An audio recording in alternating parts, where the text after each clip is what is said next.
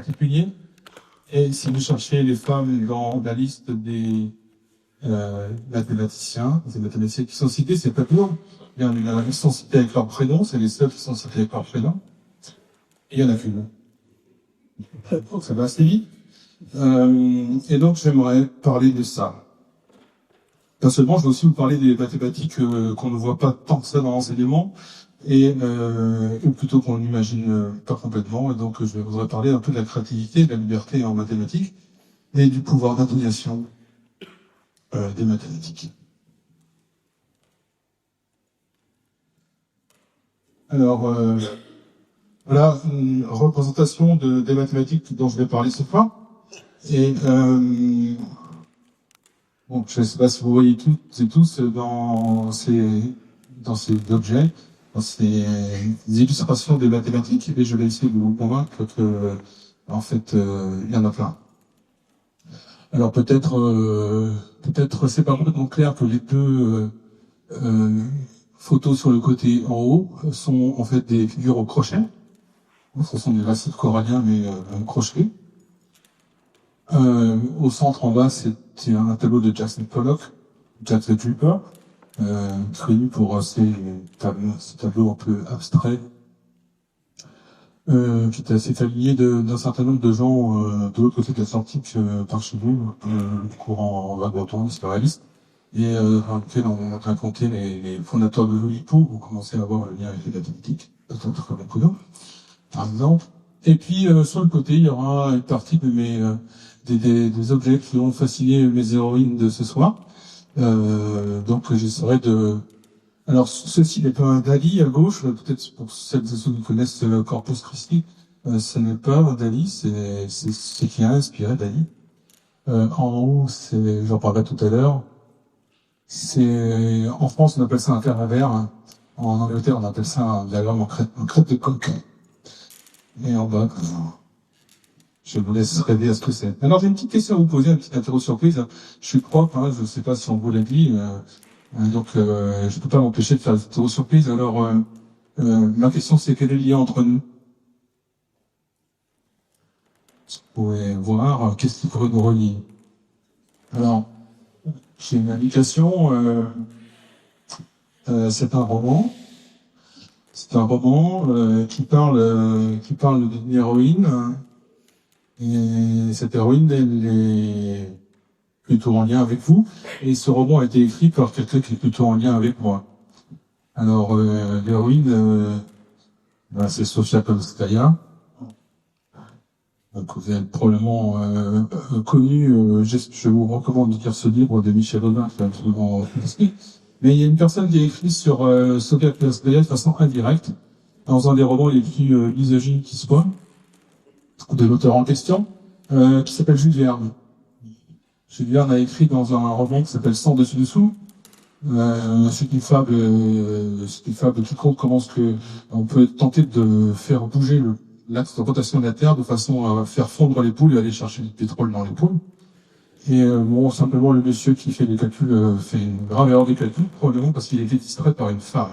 Et ça commence, ce roman commence par un dialogue en fait entre monsieur Maston, qui est un mathématicien, et Madame Scorbit, qui est donc sa généreuse mécène, et qui est amoureuse de lui évidemment, et il lui dit comme ça, de toute façon les femmes ne peuvent pas faire de mathématiques. C'est un morceau ontologique, si ça vous intéresse je vous le dirai, mais si vous possédez ce livre, vous avez l'occasion de jeter un œil dessus. Il y a une version qui a été réécrite par Michel Audin. Voici ce que Jules Verne aurait pu écrire, et je vous conseille de lire plutôt ce que Jules Verne aurait pu écrire sur Sofia Kolskaya plutôt que ce qu'il a écrit.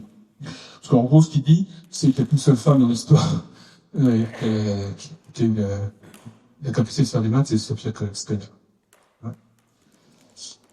Donc j'avais cité ça au moment de la remise des bénéfices à Marianne Verzakeli.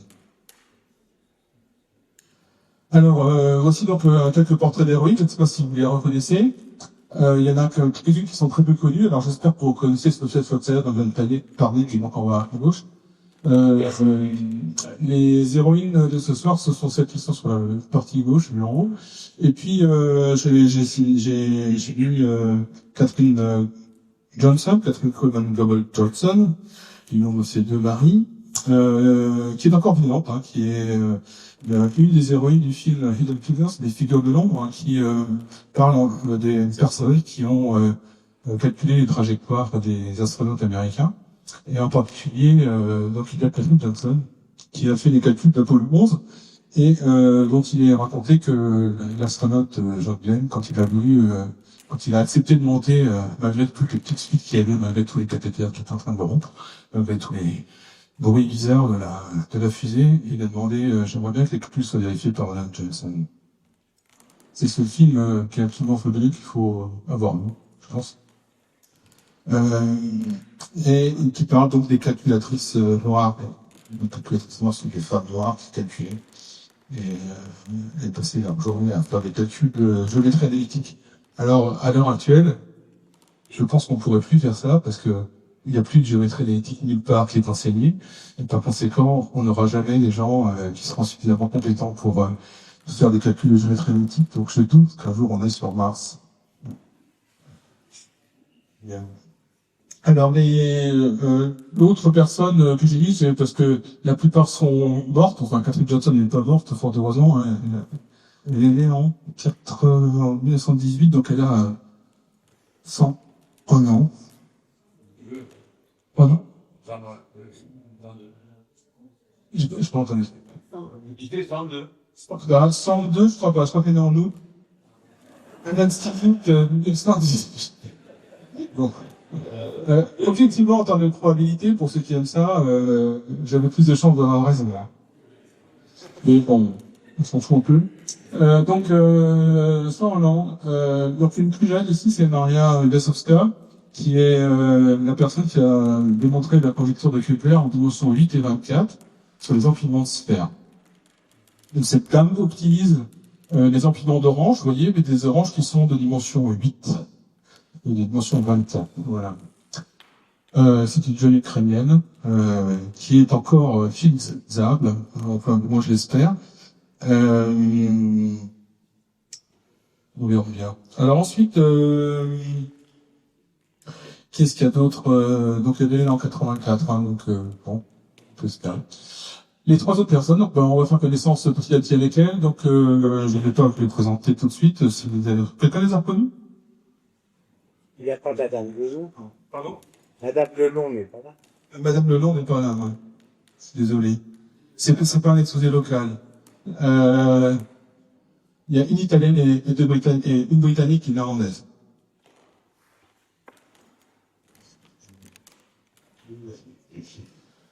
Alors la première, donc, c'est Maria Belloc. Maria Belloc, c'est la première personne à avoir résolu l'équation de degré 3 en pliant du papier. Et voici le pli qu'elle a accompli. Ceci s'appelle donc le pli de Belloc. Je reviendrai tout à l'heure. Donc Margarita Piazzolla Belloc, qui est née en 79 et qui est morte en 76, est italienne. C'est une élève de Castelnuovo. C'est donc un géomètre.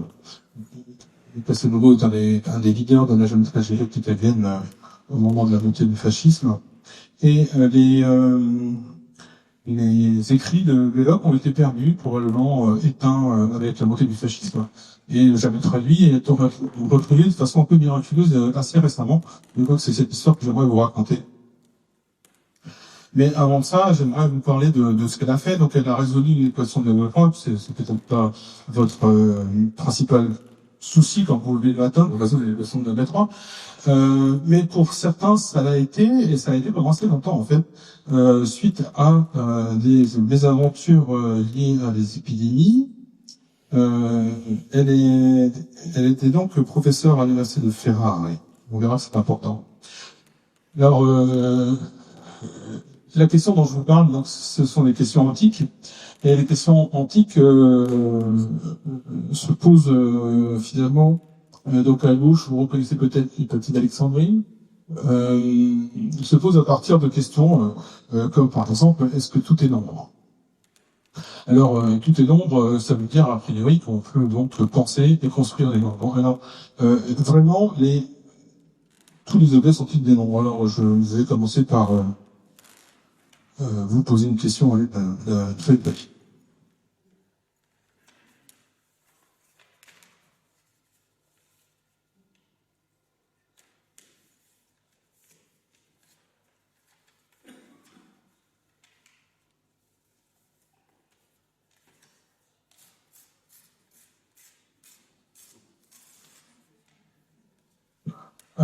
Parmi les choses qu'on fait encore à l'école, je crois, c'est de construire des carrés à partir de rectangles.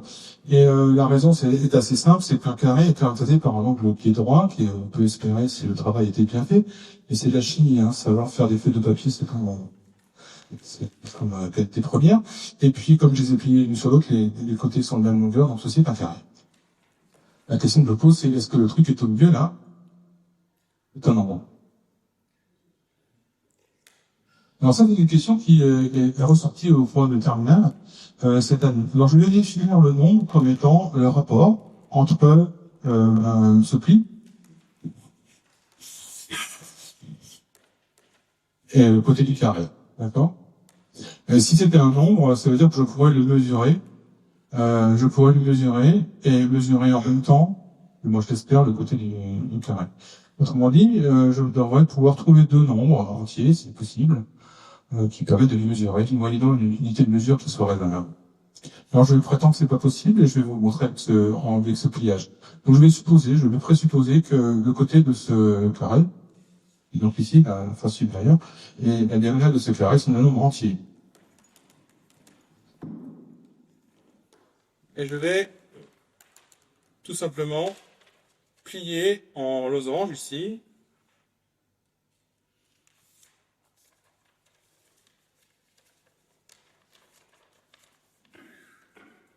Je pourrais le faire 2 fois et ça serait plus joli, vous auriez l'impression de faire un cornet de fruits.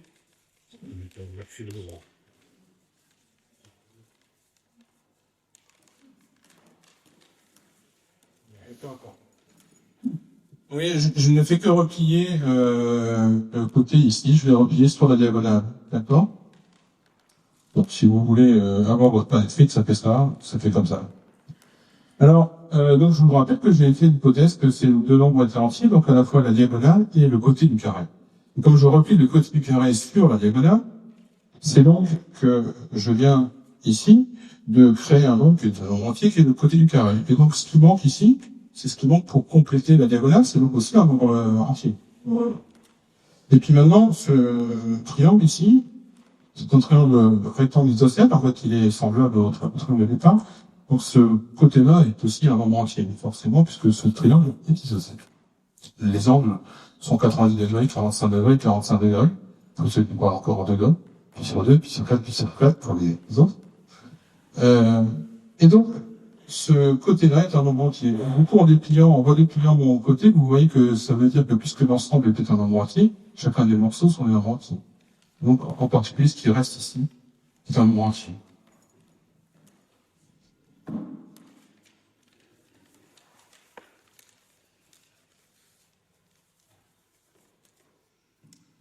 Je matérialise ce triangle que je viens de fabriquer, donc je rappelle, ce côté est entier parce que c'est une différence de deux entiers, celui-là aussi parce que c'est un triangle rectangle isocèle, et celui-là est entier parce que du coup c'est aussi une différence de deux entiers. Donc à partir de ce que j'avais tout à l'heure, je viens de faire exactement la même figure, avec un triangle rectangle isocèle, donc la diagonale d'un carré ici, avec deux entiers plus petits. Et donc si je parle d'un entier, n'importe lequel, par exemple 10 et 4, ben, je vais obtenir des nombres qui sont plus petits. Le plus grand des deux en particulier sera plus petit. Par exemple, 6 et 2. Puis je peux recommencer 5 et 1. Vous voyez que ça commence à bloquer 5 et 1, je suis déjà le plus diminué. Je peux pas faire ça. Je peux pas faire ça parce qu'en fait, j'avais supposé que c'était entier. Donc ces nombres sont entiers. Ce nombre est impensable, il est irrationnel. Et c'était le début du désastre d'un certain nombre de personnes à l'école de Pythagore qui ont été sacrifiées sur l'autel de la science. Quand ils ont compris que ce nombre était irrationnel, on les a tués. Alors, tout est nombre, donc bonne question. les Grecs se sont posé la question, bon, c'est pas si grave que ça, finalement, ils ont fini par faire la paix, je pas dire comme il est mort, hein, mais ils ont fini par faire la paix, ils se sont demandé, voilà, est-ce qu'on peut obtenir à peu près n'importe quoi avec des mesures, et donc plutôt de se marier sur ce rationnel 2, ils se sont énervés après sur un cercle, ça semble plus raisonnable, et ils se sont demandé si le cercle était mesurable.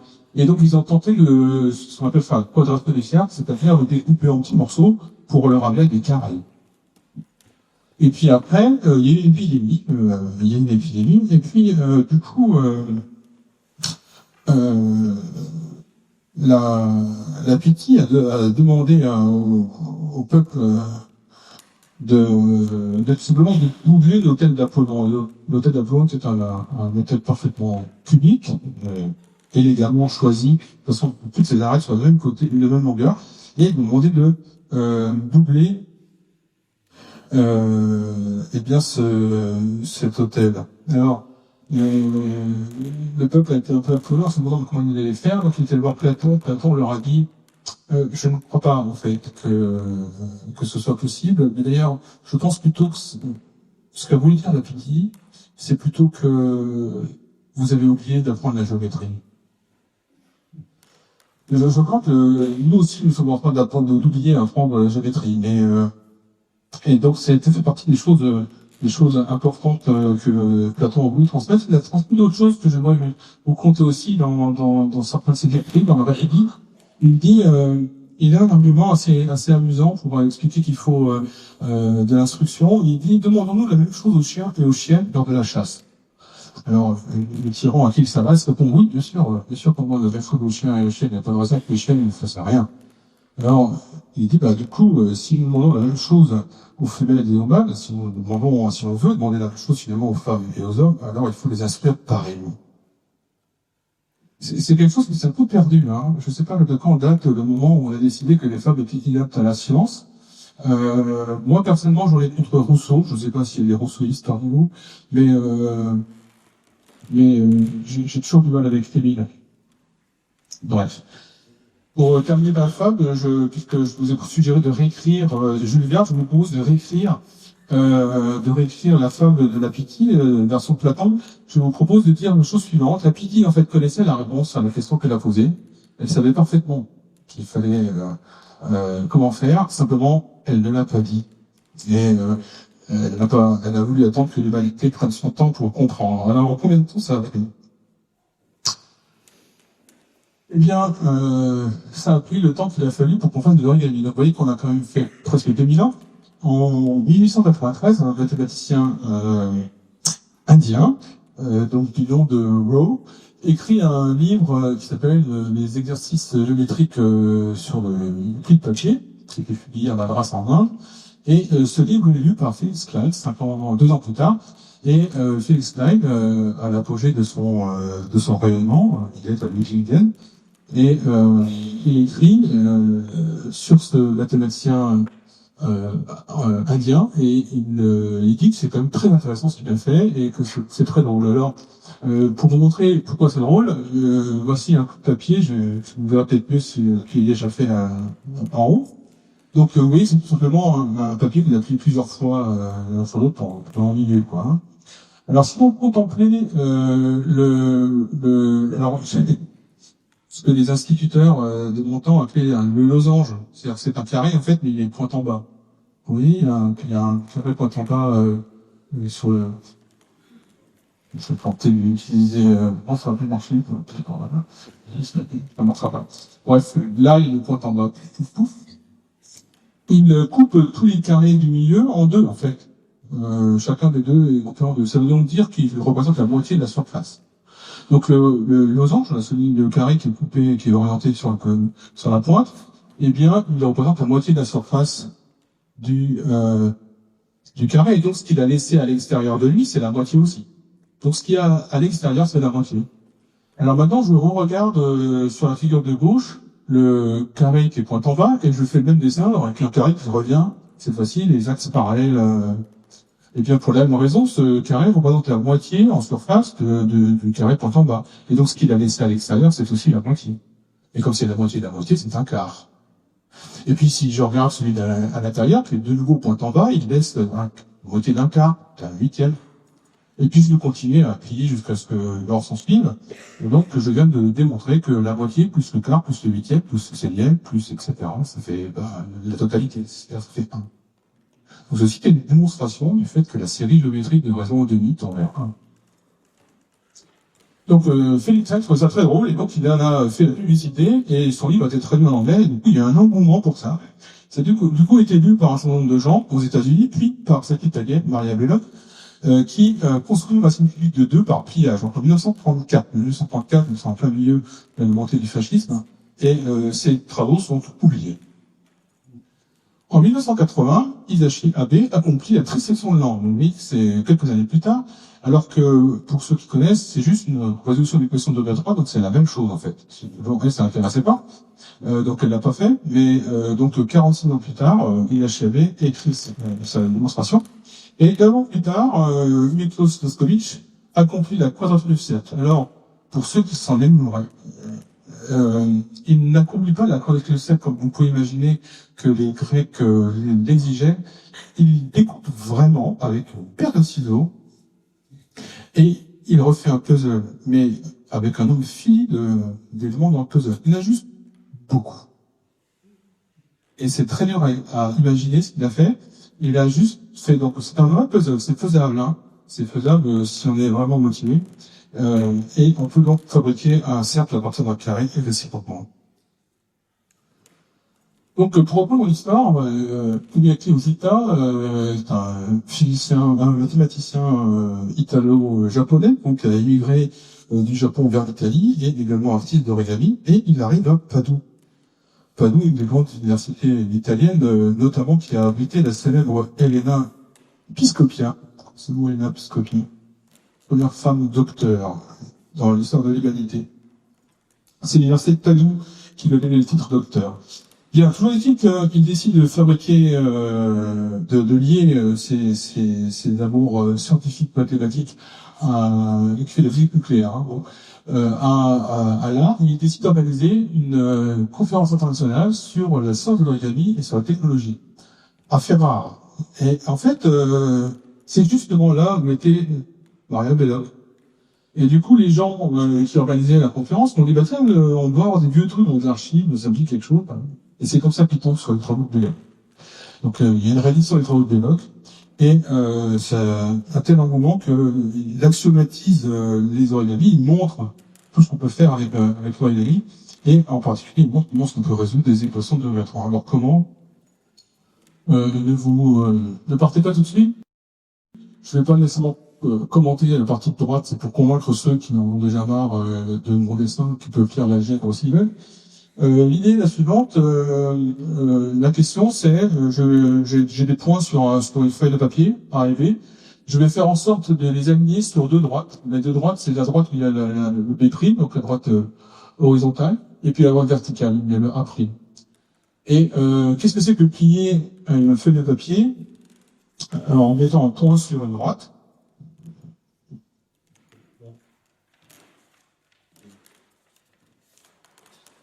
Par exemple, ce point-là, eh bien, le pli qui est créé, qui correspond au pli, va être finalement ce pli va être à la même distance du point de pliage et de la droite sur laquelle on est plié, et ça fabrique une tangente et une parabole.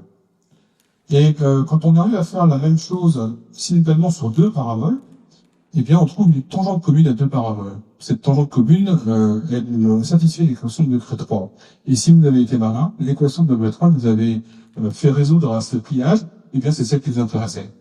Alors ici, les calculs sont assez élémentaires, mais pas nécessairement faciles à raconter si vous n'êtes pas trop mathématisé. Alors, je vais juste vous demander de me faire confiance. Le pli de A sur la droite x égale 1, c'est la première équation. De B sur la droite y égale 2, c'est la deuxième équation. J'ai écrit les équations des tangentes, pour ceux que ça amuse, et puis j'ai résolu, et j'ai trouvé que le point sur l'axe vertical, eh bien, est l'abscisse racine cubique de 2. Et donc, j'ai construit racine cubique de 2. Enfin, j'ai. Maria Belloc. Ceci, donc, c'est le pli de Belloc.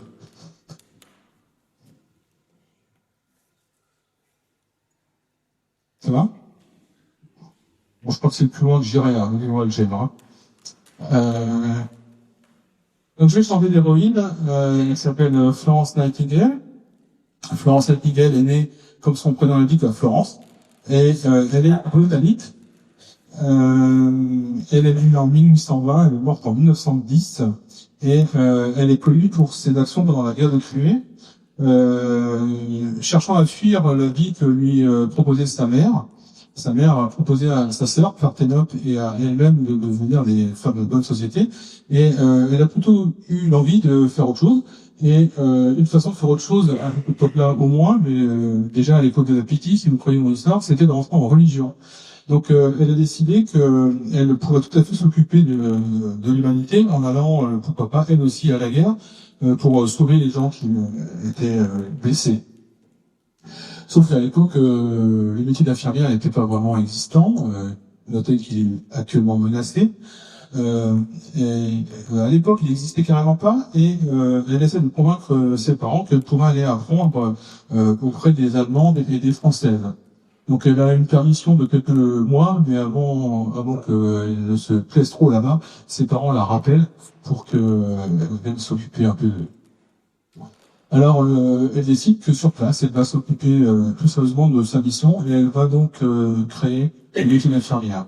Donc, elle va prendre en charge une institution, et elle va former des infirmières. Mais comme c'est pas la seule chose qu'elle avait dans sa besace, parce qu'elle avait été, du coup, je vous ai dit qu'elle avait refusé l'éducation de sa mère, donc elle était plutôt proche de son père, qui avait accepté de lui faire étudier avec un précepteur les mathématiques en particulier. Elle décide de réfléchir un peu à ce que c'est que de ces questions-là, et elle développe les premiers outils statistiques. En fait, elle crée simultanément le métier d'infirmière et les statistiques. Alors ici, vous voyez donc un effort désespéré de cette grande dame pour expliquer à des militaires qui visiblement ne comprennent pas trop ce qu'elle leur raconte, que, bon alors là, c'est assez simple, hein, ça explique que quand il fait froid, on meurt plus que quand il fait chaud, ou des choses comme ça. Alors, ce qu'elle a donc inventé, c'est des diagrammes en crête de coq, ce qui permet du coup à la fois de convaincre des médecins militaires, des généraux, mais aussi de la l'armée Victoria, qu'il y a besoin d'un certain nombre de choses comme investissement, notamment dans les hôpitaux. Et elle prend comme support ce support visuel pour expliquer les statistiques. Donc il n'y a absolument aucun chiffre. Hein. Ces données sont juste visualisées. Et là, donc, ce sont des diagrammes sur les causes de mortalité en Crimée. Donc de avril 1854 à mars 1855. Donc c'est elle qui invente le diagramme en camembert et qui applique donc des questions statistiques ici à la santé. Alors, dans les choses qu'elle a, par exemple, dites, qui semblent évidentes, quand vous réfléchissez, on meurt plus souvent à l'hôpital que chez soi. Du coup, c'est pas bien d'aller à l'hôpital. Voilà. Évidemment, il y a un biais. Il y a un biais, c'est si on va à l'hôpital, c'est que, ben oui, on va pas bien. Donc, c'est plus cool, on meurt plus souvent quand on va à l'hôpital. Mais c'est pas nécessairement parce que l'hôpital est là pour vous achever. Donc voilà, ce genre de choses qu'elle a tenté de faire réfléchir, auquel elle a tenté de faire réfléchir, y compris à la Victoria. Et donc elle a tellement eu de succès que c'est la deuxième femme la plus connue après la reine Victoria à cette époque-là.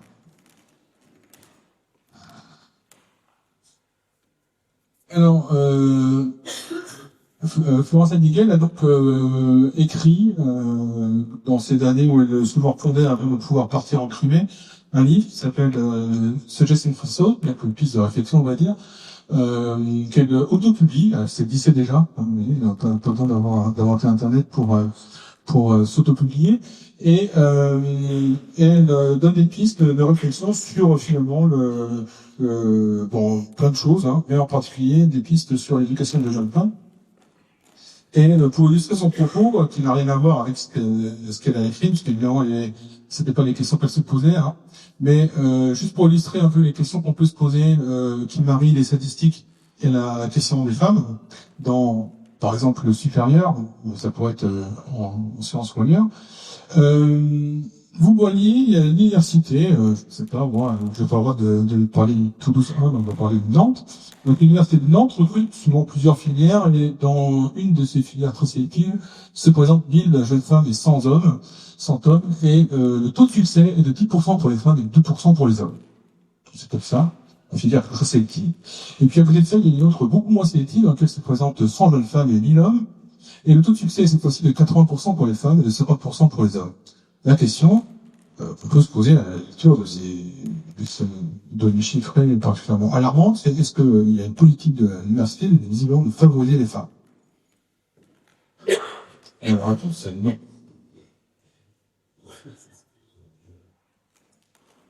C'est le contraire. Faisons le calcul. Donc, à chaque fois, il y avait 1000 et 100. 1000 et 100, donc 1100 individus à chaque fois. Donc, les femmes se présentaient 1000 dans la filière sélective et 100 dans la filière non sélective. Ça donne donc 10% de 1000 femmes et 80% de 100 femmes, c'est-à-dire 180 femmes au total qui sont recrutées. De l'autre côté, dans la filière sélective, il n'y avait que 100 hommes qui se sont présentés, ça fait donc 2% de 100, ça fait pas beaucoup, ça fait 2. Et puis, 50% des 1000 hommes qui sont présentés à la filière non sélective, ça fait 502. Voilà, donc l'université recrute plus d'hommes. Et pourtant, localement, elle recrute visiblement avec des pourcentages plus favorables les femmes. Ceci pour vous mettre en garde. On n'additionne pas des pourcentages. Alors, je ne sais pas comment en académie, comment fait le rectorat pour publier les chiffres du bac, par exemple, hein, mais chez nous, ils additionnent les mentions très bien en pourcentage. Du coup, ils sont assez contents. Hein. Donc, je sais pas si ça se passe chez vous aussi, mais nous, ça nous donne un peu, comment dire, et on leur a demandé si avec le monde assez bien, ça faisait la même chose. Bon, bref. Donc, donc il y a beaucoup de gens qui sont tentés pour additionner les pourcentages, et qui sont même tentés par remplacer le pourcentage par le point. Oui, je peux parler. Alors du coup, si vous remplacez le pourcentage par le point, c'est vachement bien, parce que du coup, on sait vraiment pas du tout de quoi on parle. Hein, parce que dans le pourcentage, on se dit bien quelque part qu'il y a un rapport entre deux quantités, un truc qui est sélectionné, puis un autre qui est un tout. Le point, c'est rien. D'ailleurs, le point, il n'a pas d'unité, hein. Mais ça fait très bien mes camarades physiciens. Un objet qui n'a pas d'unité, c'est quelque chose de particulièrement, comment dire, dont il faut se méfier.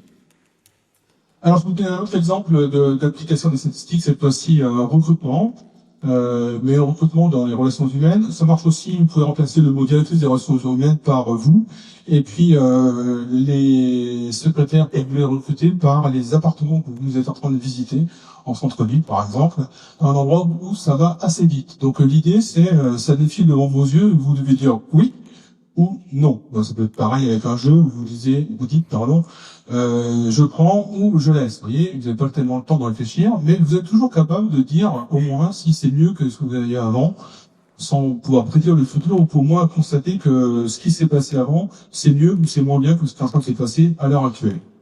Donc chaque audition vous permet de dire, bah oui, le candidat qui est là, bah non, il y avait quand même plein de gens qui étaient mieux avant lui, ou alors non, c'est vraiment le meilleur de ce que j'ai vu jusque-là. Et la question c'est que faire pour bien recruter.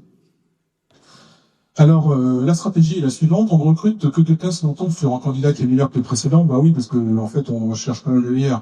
Donc, il y a au moins ce truc-là, c'est que si on a déjà vu mieux, on recrute pas. Alors, du coup, on a déjà vu mieux, ça fait un peu peur quand même, parce qu'on se dit, ben, il y a bien un moment où il va falloir faire le pari que après, il n'y aura pas mieux. Enfin, en tout cas, les stratégies possibles, c'est d'observer. Alors, avec des appartements, c'est légitime, hein, vous regardez le marché, en fait. Hein, de quoi, est-ce qu'on peut rêver un petit peu, ou est-ce que non?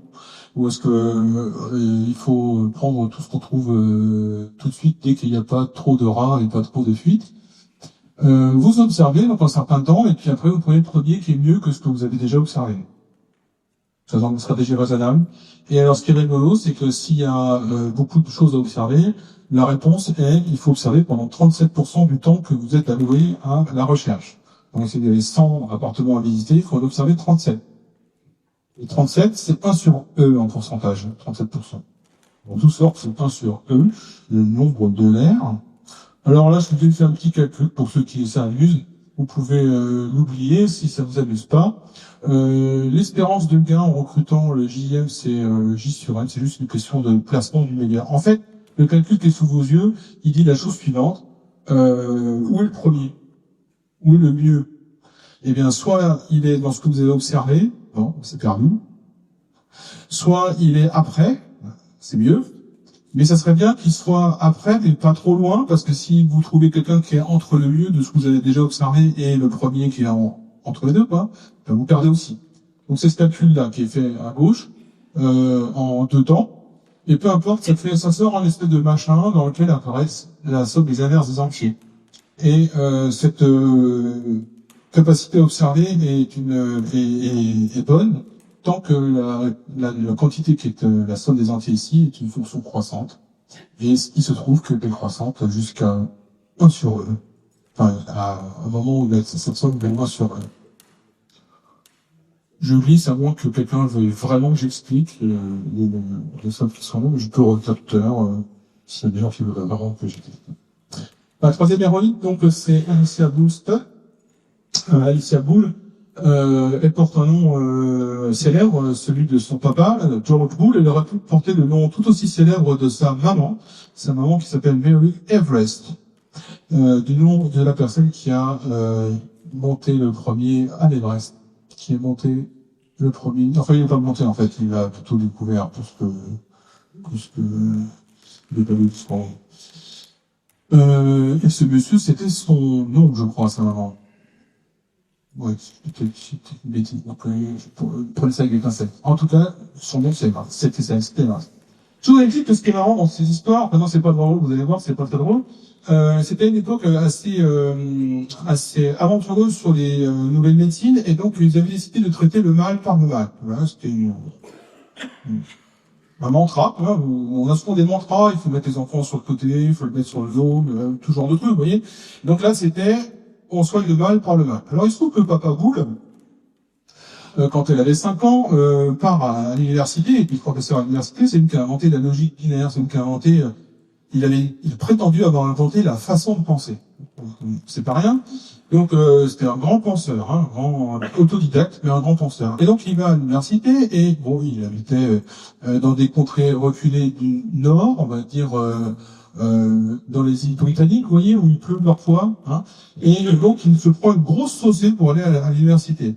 Et puis du coup il reste trempé pendant toute la journée, il fait court, parce que quand on est prof, on fait court dans toutes les conditions, même s'il y a des CRS pour faire passer le bac, on fait court. Et il rentre chez lui. Bon, mais simplement, comme on dit, il a attrapé la mort.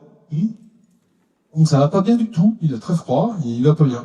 Donc, Maman Boole, Nebraska, donc, décide de traiter le mal par le mal. Donc qu'est-ce qu'elle fait? Elle le met dans une baignoire, elle prend des glaçons, elle l'arrose de glaçons. Après quelques minutes de ce traitement, Monsieur Boole ne va pas mieux, en fait, elle décide de plutôt le mettre dans des couvertures sur son lit. Il en mourra de toute façon le lendemain matin, il ne se réveillera pas, et maman Boole est donc orpheline, les enfants Boole, qui sont 5 sœurs, sont orphelines à l'époque donc où Alicia Boole avait 5 ans. Voilà, une triste histoire quand même. Donc Madame Boole emmène ses filles dans des salons pour tenter de trouver de quoi survivre. Et c'est là que Alicia Boole est confrontée pour la première fois à des objets de géométrie. C'est la fin du XIXe siècle. Vous savez que c'est le moment où on a découvert les géométries non euclidiennes. Donc il y a des gens qui commencent à dire Euclide c'est mal. Oui, c'est pas du Lyonnais qui a inventé ça, il y a des gens qui ont dit Euclide c'est mal avant. Donc on dit, il y a plein de choses qui ressemblent à la géométrie soi-disant d'Euclide qui ne sont pas des géométries euclidiennes. Par exemple, vous avez découvert une orange. Vous voyez, une orange, un truc qu'on n'avait jamais vu avant. On vous a dit, tiens, c'est marrant, la façon de regarder la longueur d'une orange et les angles sur l'orange, c'est pas du tout comme sur un plancher. Un truc, il a quand même fallu attendre plusieurs millénaires pour s'en rendre compte. Et, mais plus frappant, il arrive que des gens s'intéressent, et là je pense que tous les gens qui font la danse le savent déjà, au flashpoint tombé par exemple, à des choses qui ont dû un peu, qui ont beaucoup plus de matière que par terre. Vous pouvez pas aplatir une robe de flashpoint par terre. Si vous avez déjà fait un peu de couture, en fait ça fait partie des choses un peu difficiles. Il faut de l'espace pour pouvoir faire de la couture, parce que en général ça prend beaucoup plus de place que quand c'est plié. Hein. Et donc, les géométries non euclidiennes apparaissent, et les gens commencent à rêver Ben, la quatrième dimension. Alors évidemment, les gens ne savent pas ce que c'est, mais c'est pas grave, donc tout le monde en rêve, et puis donc il y a plein de gens qui passent dans la quatrième dimension. Donc il y en a qui font des tours de magie, hop, je passe dans la quatrième dimension et je t'arnaque, ou je te pique 100 balles, etc. Donc il y a plein de façons d'utiliser la quatrième dimension. Alors au départ, c'est plutôt des charlatans. Mais après, il y a un certain nombre de gens un peu sérieux qui s'inquiètent de ça, et donc il y a en particulier Madame Boule, qui se demande, mais qu'est-ce que c'est donc un objet de dimension 4, comment je vais pouvoir le représenter? Alors, il parle de la constitution suivante, un cube, ça appartient à un patron, mais ça peut aussi se voir comme un machin qui émerge, vous voyez, de la table. Et si vous regardez le triangle orange, le triangle vert qui apparaît là, c'est pas toujours un triangle. Vous voulez que je le refasse? Je sais pas si je peux facilement. Oui, mais c'est un triangle, la coupe, puis ça va devenir un hexagone, et ça va devenir un triangle. Et donc cette tranche de cube, c'est pas un carré du tout. Vous voyez, quand on se dit je vais faire des tranches de cubes, vous prenez un apéricube par exemple pour l'apéritif, vous le coupez en tranches, a priori vous faites des carrés. Ben non, vous n'êtes pas très inventif, parce que vous voyez, vous pouvez faire des trucs super rigolos, dont, et ça c'est en général, c'est, vous avez mal à le voir, un hexagone.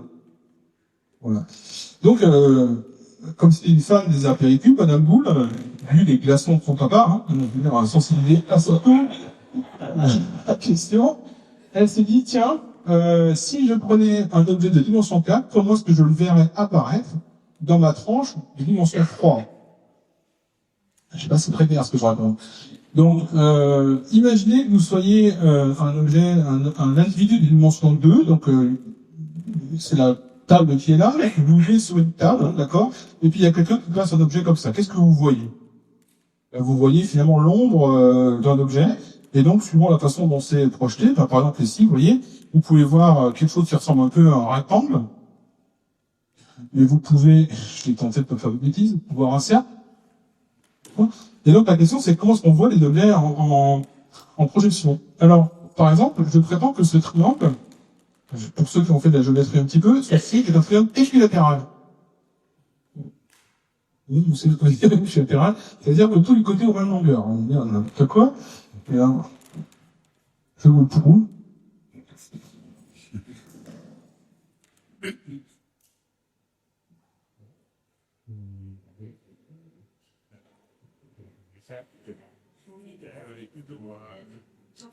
Je suis pas sûr d'être top. Je vous le prouve modérément quand même. Hein. Alors, je sais pas où les festons.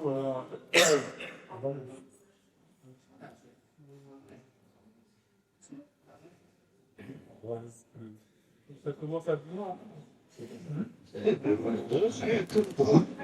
Alors, vous savez quoi, faire de la géométrie, c'est redonner juste sur des figures fausses. Très bien. Alors, je vais vous annoncer un théorème, c'est possible. Et vous pouvez même le faire devant vous. En fait, c'est plus facile de se convaincre devant soi parce que du coup, on est plus vite satisfait de ce qu'on a fait. Vous pouvez regarder un triangle et en le mettant correctement, vous allez voir un triangle équilatéral. Et pour ceux qui s'amusent, c'est aussi vrai pour un quadrant où on peut le voir en carré. Les théorèmes, il y a un seul point dans l'univers d'où on peut le voir en carré. Enfin, si ça se trouve, il n'est pas ici, il est sur Vega ou sur Mars. Comme je vous l'ai dit tout à l'heure, on a toute chance qu'on arrive sur Mars, donc ça va être un peu dur, mais c'est possible. Ça, c'est un très joli théorème de géométrie projective. Mais ça, on ne fait plus du tout. Même moi, de mon temps, à l'école, vous n'êtes plus de géométrie projective.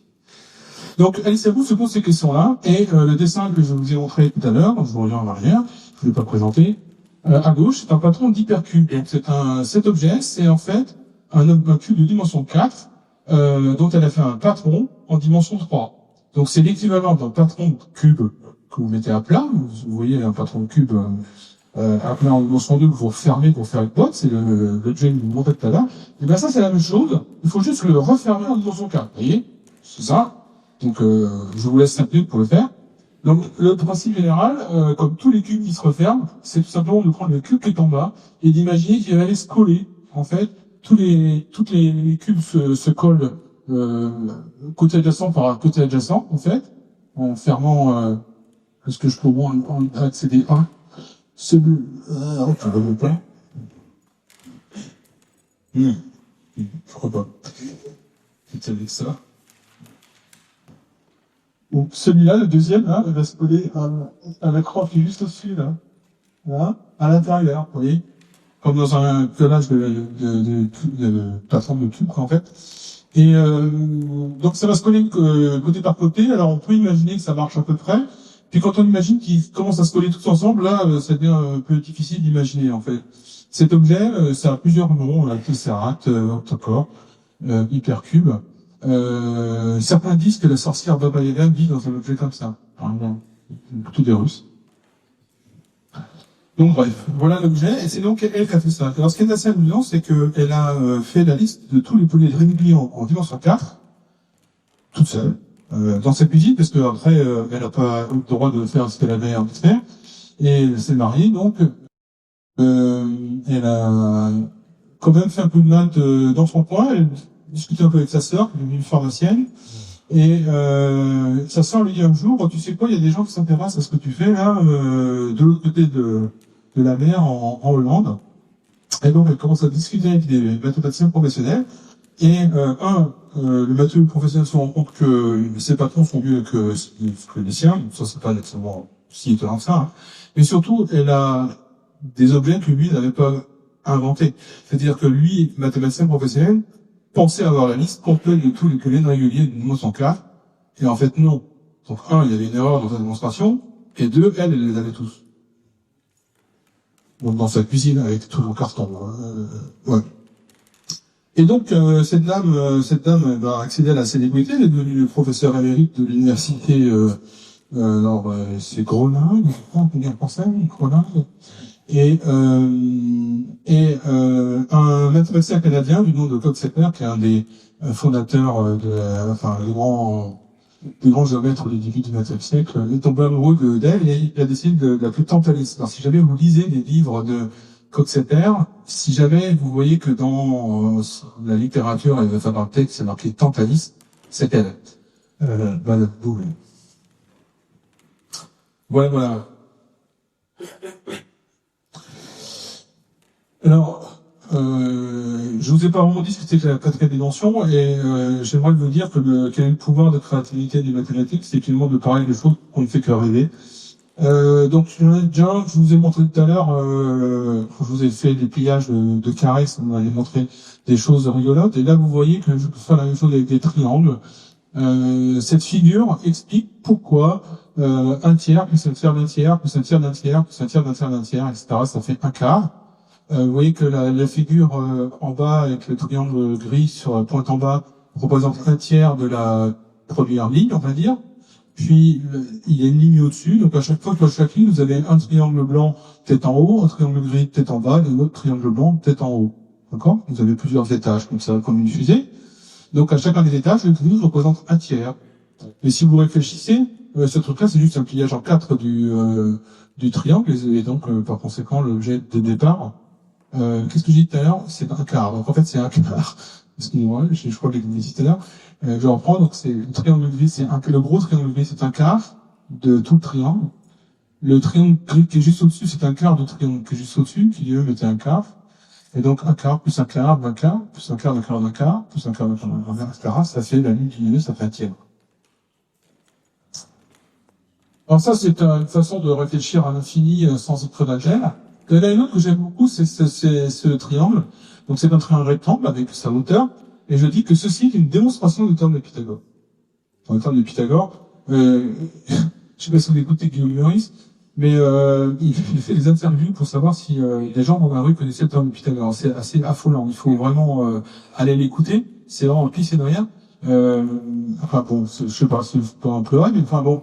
Donc le théorème de Pythagore, il dit que dans cette figure, le carré du grand côté qui est en bas, là, A, est égal à la somme des carrés des deux autres. On dit si je construis un carré sur le côté en bas et je construis des carrés sur le côté en haut, on donne la somme des surfaces des deux petits carrés qui sont sur un pilier, ça sera celle du grand. Alors il y a plein de démonstrations, il y en a une centaine, voire 200, mais c'est un super exercice, c'est-à-dire j'en connais déjà 253, je vais essayer d'en trouver 254, c'est un super exercice. Le matin, si vous ennuyez, plutôt que de faire une équation de 3, faites donc ça. Et donc, ok, je vais les montrer ça. Alors, la plupart des gens font ça par pliage, découpage, etc. Alors là, je vais vous dire comment le suivant. Le carré, c'est quoi? C'est un facteur d'échelle qui correspond à un agrandissement. Par exemple, le carré de 2, c'est multiplier une figure par 2 avec une loupe, par exemple. Vous la regardez 2 fois plus grande. La surface que vous allez voir, elle va être multipliée non pas par 2, mais par 4. Si, au contraire, vous avez un facteur d'agrandissement de 4, la surface que vous allez observer, au lieu d'être multipliée par 4, elle va être multipliée par 4 fois 4, 16. En fait, quand vous multipliez une figure, quand vous agrandissez une figure en linéaire, dans certains facteurs d'échelle, la surface, elle est multipliée par le carré. C'est presque la définition de ce que c'est qu'un carré, en fait. Ok. Alors, je vous prétends que les trois triangles qui sont là, sont les mêmes. Alors, les trois triangles, c'est celui qui est en bleu clair, celui qui est en ocre, et puis celui qui est la réunion des deux. Alors pourquoi c'est les mêmes? Parce qu'en fait, ils ont les mêmes angles. Vous pouvez les regarder un petit peu de près. Ils ont tous un angle droit et deux angles, qui est l'angle rouge et l'angle bleu. Et ils sont pas nécessairement au même endroit, mais ils sont tous les mêmes. Et par conséquent, pour passer d'un triangle qui aurait comme grand côté ici un côté de longueur 1, eh bien, si je passe à celui qui est en bleu, le grand côté va être là où il y a marqué C, en fait. Là, sa surface, c'est C au carré, en fait. C au carré par rapport au triangle de référence dont on vient de parler. Et puis, celui qui est en ocre, bah, c'est B au carré fois le triangle de référence. Et puis, le dernier, c'est A au carré. Et comme visiblement, le triangle se met bout à bout, c'est que A au carré égale B au carré plus C au carré. Donc, ceci est une démonstration de temps de Pythagore. Et pour ceux que ça amuse, il y a des gens qui réfléchissent à partir de ça pour construire un objet très très étrange qui n'a rien à voir avec la structure un peu rigide du théorème de Pythagore, mais qui s'appelle le mouvement brownien, qui modélise le hasard. Je ne peux pas vous en parler sur ça. Je termine mon laïus en parlant un peu plus des mathématiques. Je vais parler des mathématiciens, je vais parler un peu des mathématiques. J'aime beaucoup cette chose qui est en connexion donc avec les polyèdres réguliers. Donc c'est un modèle fabriqué par Johannes Kepler au début du XVIIe siècle.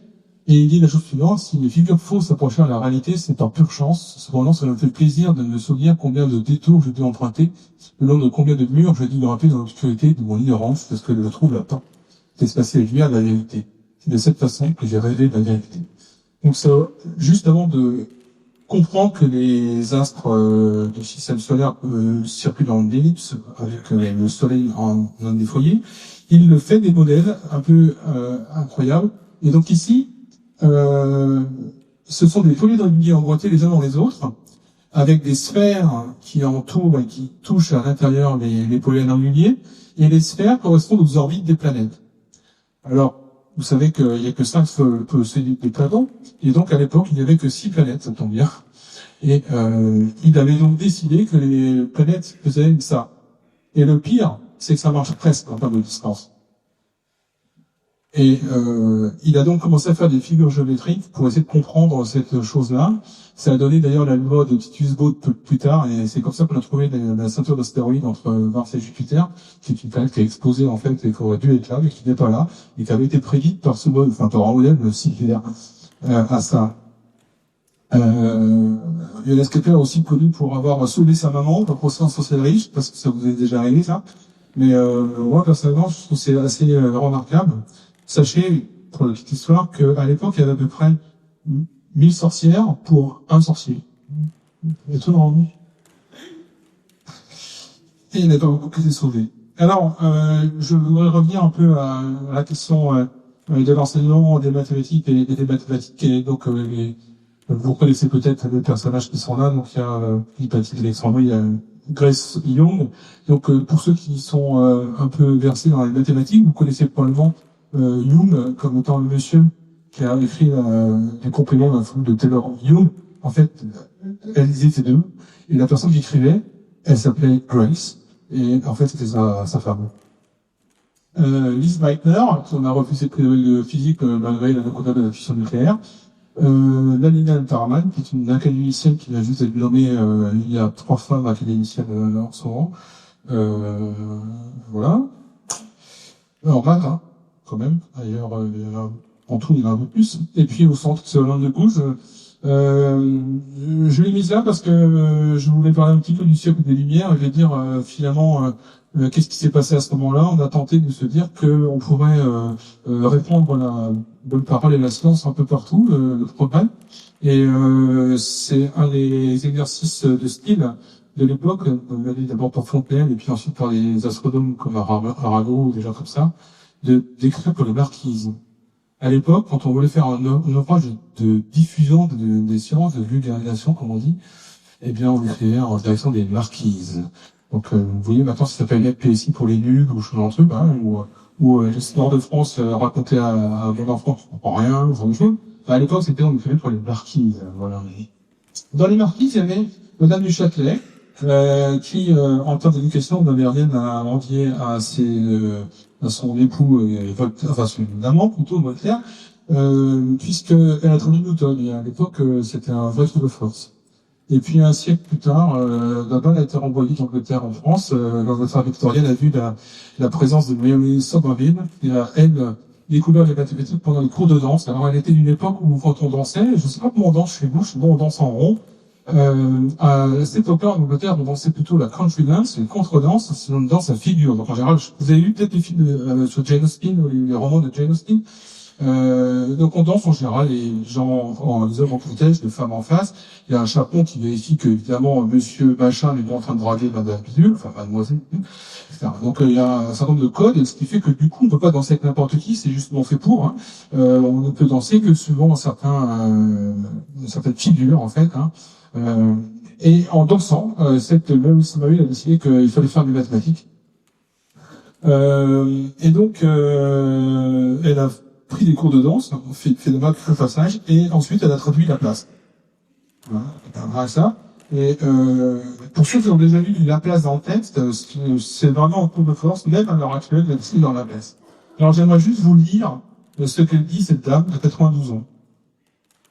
Ouais, ça va mieux. Parce que, je ne sais pas si vous connaissez, on attribue à Descartes et à Siméon Poisson la phrase qui n'est pas la même.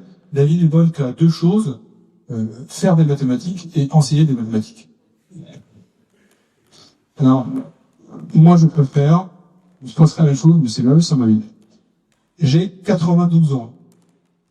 Ma mémoire pour les événements quotidiens est faible, mais non pour les mathématiques ou les expériences scientifiques. Je suis encore capable de lire des livres d'algèbre le matin, pendant 4 à 5 heures, et même de résoudre des problèmes. J'espère être dans le même état qu'elle à cet âge-là. Voilà, même ça m'avait... Juste un petit clin d'œil à tous ces personnages de l'Angleterre victorienne. Donc, Ada Lovelace Byron, première programmeuse de l'histoire de l'humanité. Caroline Herschel, la sœur de William Herschel, qui a cartographié le cosmos. Donc, Mary Somerville, on vient de parler, on va à gauche. Annabella, la maman de Ada Byron. Donc, le papa de Ada Byron, c'est Lord Byron. Mais si vous avez un peu connaissance de la vie sentimentale et comment dire du comportement de Monsieur Byron, vous comprendrez pourquoi Madame est partie assez vite. Lui a collé quelques procès et est partie avec sa fille qui du coup a grandi loin de son poète de papa. Mais cela dit, je trouve quand même avant qu'ils se fâchent beaucoup tous les deux là, Monsieur Byron et Madame Isabella Milbanks, qui avait épousé essentiellement pour sa fortune. Hein. Avant qu'il sache vraiment, il l'avait surnommé d'un surnom que j'aime beaucoup et que je rêve, qu'on aurait pu attribuer, mais enfin bon, j'avais pas le genre qu'il fallait. Et il avait surnommé la princesse des parallélogrammes. C'est trop beau, non? Princesse des parallélogrammes, j'en rêve. Voilà. Alors, donc toutes ces femmes sont un peu datées de l'époque victorienne. Hein. Dans les femmes peu connues, récentes, savez-vous qui a inventé le Wi-Fi?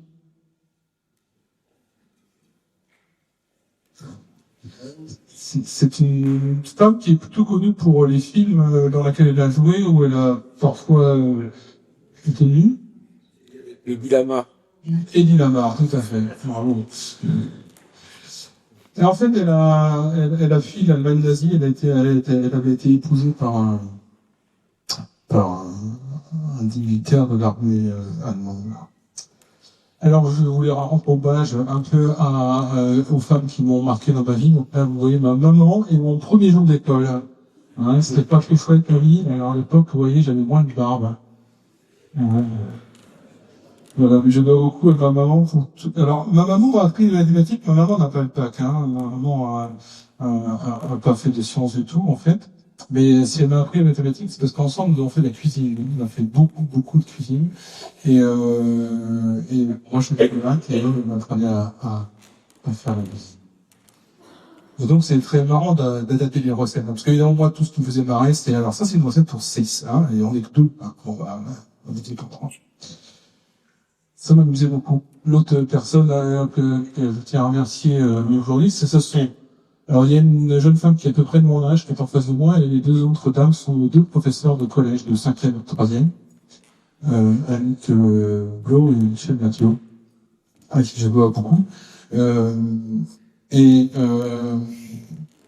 je crois vraiment que l'enseignement c'est quelque chose d'important. J'ai pas de mots en fait pour vraiment dire à quel point il y a une transformation au moment où j'ai côtoyé ces dames.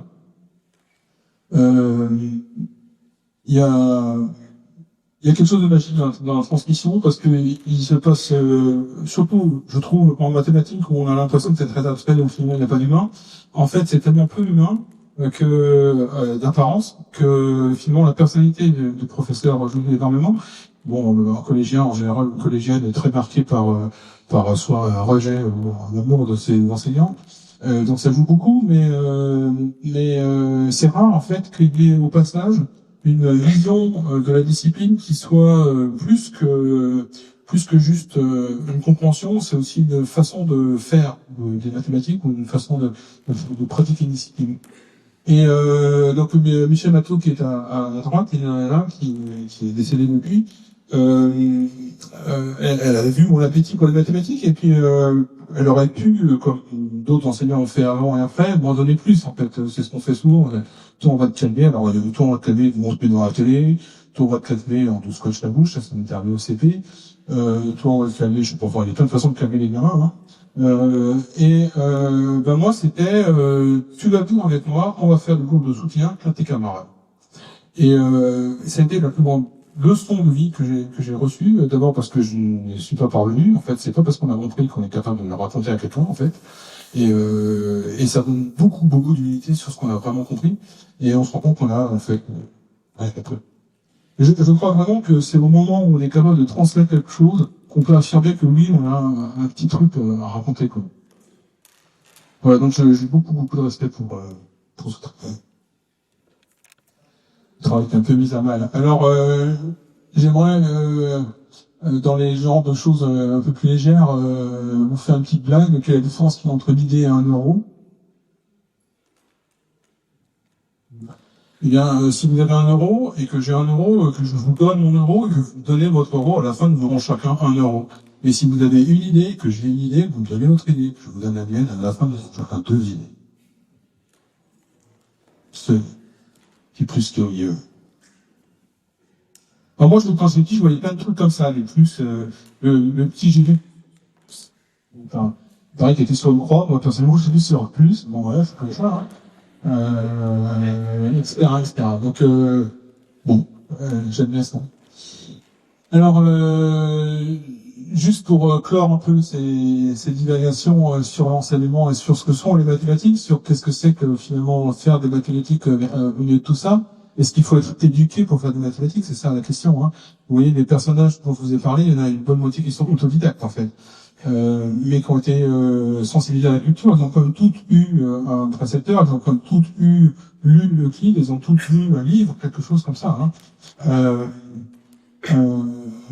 Parce que avant de parler de ça, je ne sais pas quelle est la définition que vous avez de la culture, mais je vais trouver une récemment en préparant cette conférence. J'ai trouvé une définition, ça m'a beaucoup plu, donc j'ai envie de la partager avec vous, l'idée que j'ai envie de vous transmettre. La culture, il y a beaucoup de gens qui disent c'est ce qui reste, je sais pas quoi, tout oublié, ou quand on l'étage, je sais pas quoi, comme une culture, etc. Alors, moi, ma définition de la culture, c'est la suivante. La culture, c'est ce qui reste quand on n'a pas Internet. Je peux me rendre compte à quel point, à l'heure actuelle, quand on n'a pas Internet, on est nu, on n'a plus rien, on n'a plus de cerveau. Pourquoi? Parce qu'en fait, on n'est pas un cerveau, hein, on est un porteur de téléphone portable. Donc voilà, si vous avez un geste pour la planète, pour votre humanité, jetez votre téléphone portable et vous verrez, ça ira beaucoup mieux. Bien. Et donc, parmi les gens qui sont éduqués et qui nous gouvernent, qui passent à la télé, il y a des gens qui visiblement n'ont pas beaucoup manipulé. Et donc, je vous dis tout à l'heure que certaines ont découvert les mathématiques en dansant, d'autres en faisant des pliages en carton, des pliages plus courts. En fait, c'est ça, faire des mathématiques, c'est toucher du doigt le nombre, toucher du doigt la forme. Alors, dans les exemples célèbres qui commencent à dater un peu, mais ça me fait toujours autant marrer, donc Didier Migaud, interviewé sur une radio, donc président de la Cour des comptes, à qui on demande de combien fait 9 fois 7, je sais pas si vous savez quelle est la réponse de M. Migaud. Hein? Vous ne vous souvenez pas? Moi j'ai du mal à l'oublier. 76. Donc 76. Alors je vois deux raisons pour lesquelles c'est ridicule et que en fait tout individu normal ne peut pas finir sa phrase sans se dire c'est pas 76. Je ne vois pas combien ça fait, vous devriez savoir, hein. Mais bon, je ne vais pas vous demander. Mais ça peut pas être 76 pour deux raisons. 9 est plus petit que 10. Donc ça peut pas faire plus de 70, c'est juste pas possible. Et puis ensuite 9 et 7 sont impairs. Alors non, 76 ça peut pas être le produit de nombres impairs. Voilà, ça c'est un minimum d'hygiène. Vous voyez, c'est-à-dire, le matin vous vous lavez les dents, c'est bien, je vous félicite. Ne multipliez pas des nombres impairs, trouvez un nombre pair, sinon ne faites pas ça, c'est pas possible. Donc ne devenez jamais le président de la Cour des comptes. Ensuite, il y a un autre exemple célèbre de ministre qui faisait une réforme. Je ne suis pas interviewé le ministre actuel, je donnerai le temps, mais il paraît qu'il y a des députés qui sont bons en maths. Alors, je vais le laisser voir s'il a des choses à lui dire. En attendant, je me souviens donc de ce ministre qui s'appelle Xavier Darcos, il fut passé lui aussi à la télé. Je trouve, entre parenthèses, que c'est juste n'importe quoi. Je vois pas encore un ministre aller jouer à un jeu télévisé et à faire le pitre, à répondre à des questions avec crétin. Je ferme la parenthèse. Il l'a fait, bon, c'est son choix. Et donc, pour expliquer que il fallait réformer l'école primaire, alors qu'il y avait des histoires d'imparfait de subjonctif, je sais pas quoi, et puis il y avait des règles de 3. Alors, la question qui a été posée par une journaliste, c'était, sachant que 4 stylos valent 2,42 €, combien valent 14 stylos? Mais, question simple, règle de 3, patati patata. Réponse de Darcos, oh, moi, la règle de 3, j'ai jamais rien compris, expliquez-moi. Bon. Là, on se sent bien, comme ministre, hein, quand même. Ok. Soit. Et qu'est-ce que fait le journaliste? Elle regarde son papier, fait le mouvement, et elle recopie les questions, et puis, alors, vous allez voir, on va faire ça ensemble, hein, on va faire ça de tête, hein, on va faire ça de tête. Alors. Comparons ces objets. Je vous ai dit que quand le premier de nombres impairs ne peut pas être pair. Par contre, du coup, quand il y a des nombres pairs, on les remarque. Vous voyez, il y a plein de nombres pairs. 2, 42, 4, 14. Donc, plutôt que de me demander combien valent un stylo, parce que c'est ce qu'a fait la journaliste, déjà c'est ridicule. Si vous divisez ce truc-là par 4, vous allez voir, ça tombe pas sur un nombre payable. Donc, c'est clair que les stylos ne se comptent pas un par un. C'est comme si vous allez à la pompe à essence, hein, et vous demandez le prix qui est indiqué sur le truc, le vrai prix qui a marqué 1,64328. Attendez, moi j'ai pas les 20 millièmes de centimes, ils sont où? Bon, voilà, bon. Donc là il y a les 2000 centimes. Bon. Par contre, c'est clair, c'est qu'il y a un prix pour 2 stylos. Ça va parce que 2, 4, 2 sont tous divisés par 2. Donc, si je veux diviser, je peux avoir le prix pour 2 stylos. Mais ça tombe bien parce que je peux faire du coup 7 paquets de 2 stylos. Ça va? Donc, je vais regarder le prix de 2 stylos. Alors, pour diviser 2, 4, 2 par 2, vous voyez, je divise 2 par 2, 4 par 2, 2 par 2. Ça fait 1, 2, 1, 1, 2, 1. Et maintenant, on me demande combien fait 7 paquets de 2. Donc, faut que je multiplie 1, 2, 1 par 7. Autrement dit, 12, 1 par 7. Ça fait 84, 1, 8, 47. Voilà. Monsieur Darcos. Ça se fait de tête.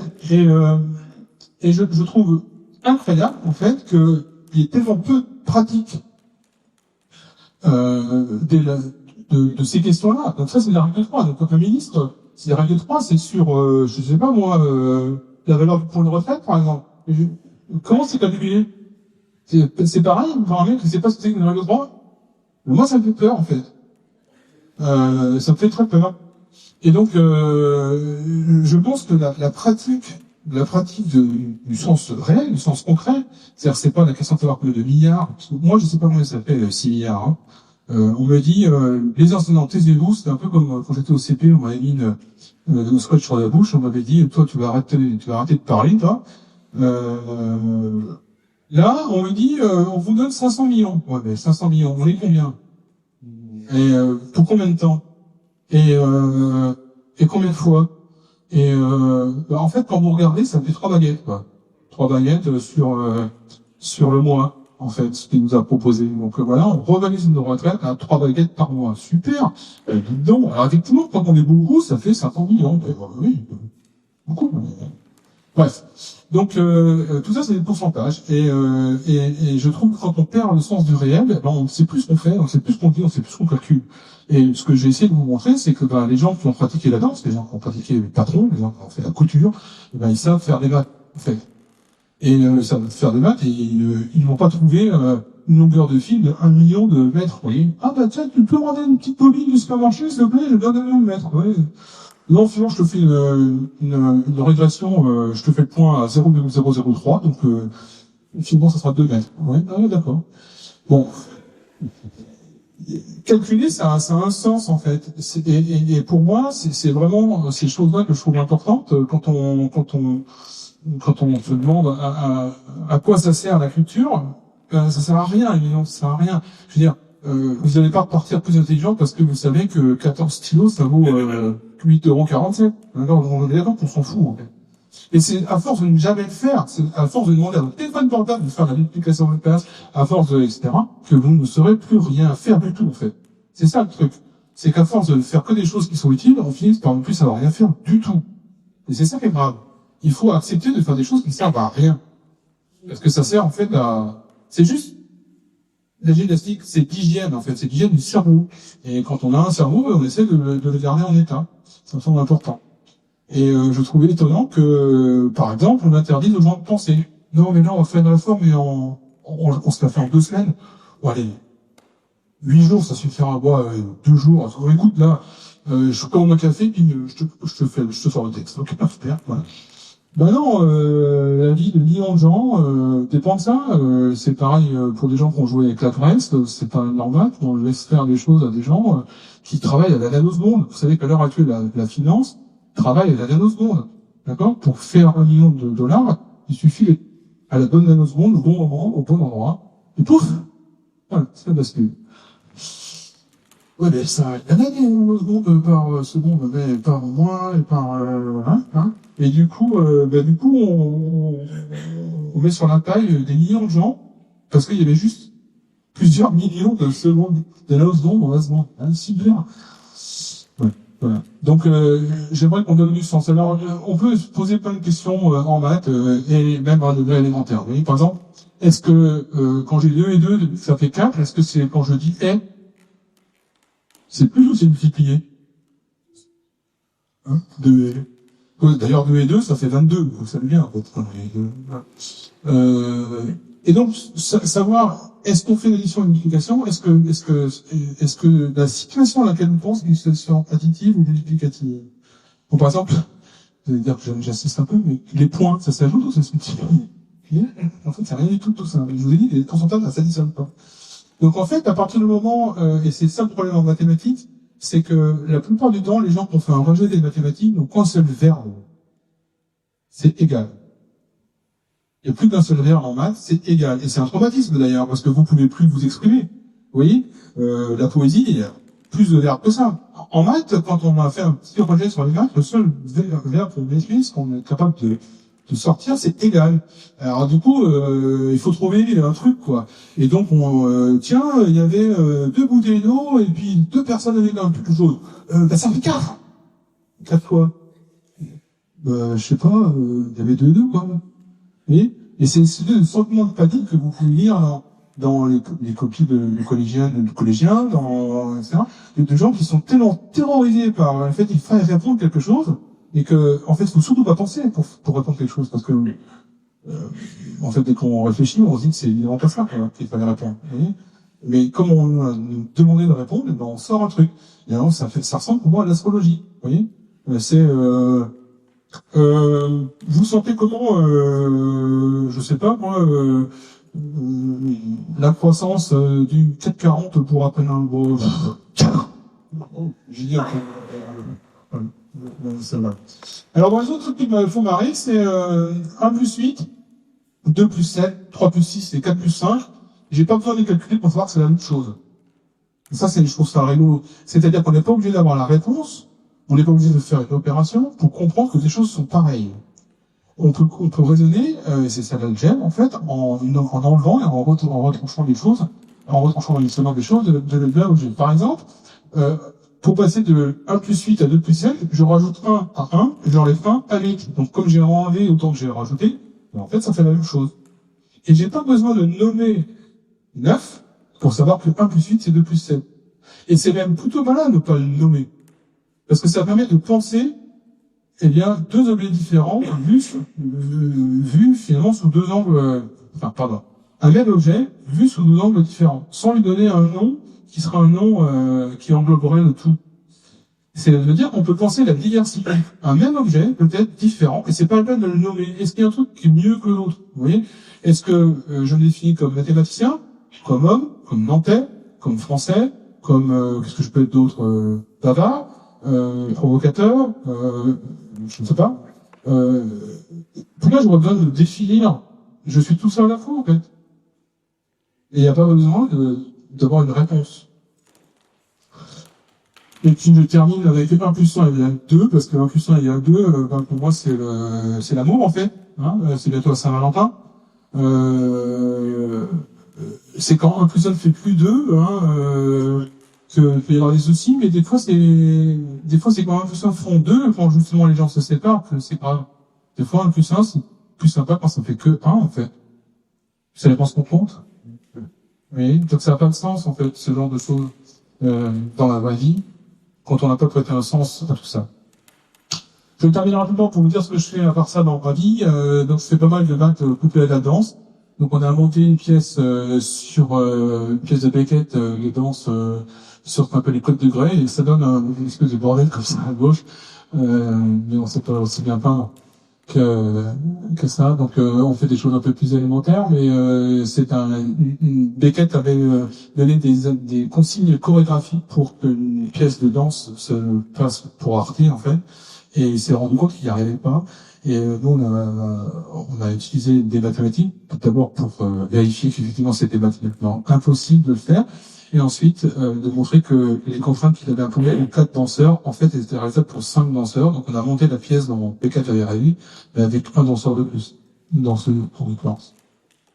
Et puis on a aussi monté avec David Roland, que vous voyez au centre de l'image là, et mon épouse qui est sur la gauche, et les deux danseuses sont Réa et Anne ici, une pièce qui s'appelle Paradoxa, sur les paradoxes, qui parle des paradoxes du vote, du paradoxe de Condorcet en particulier.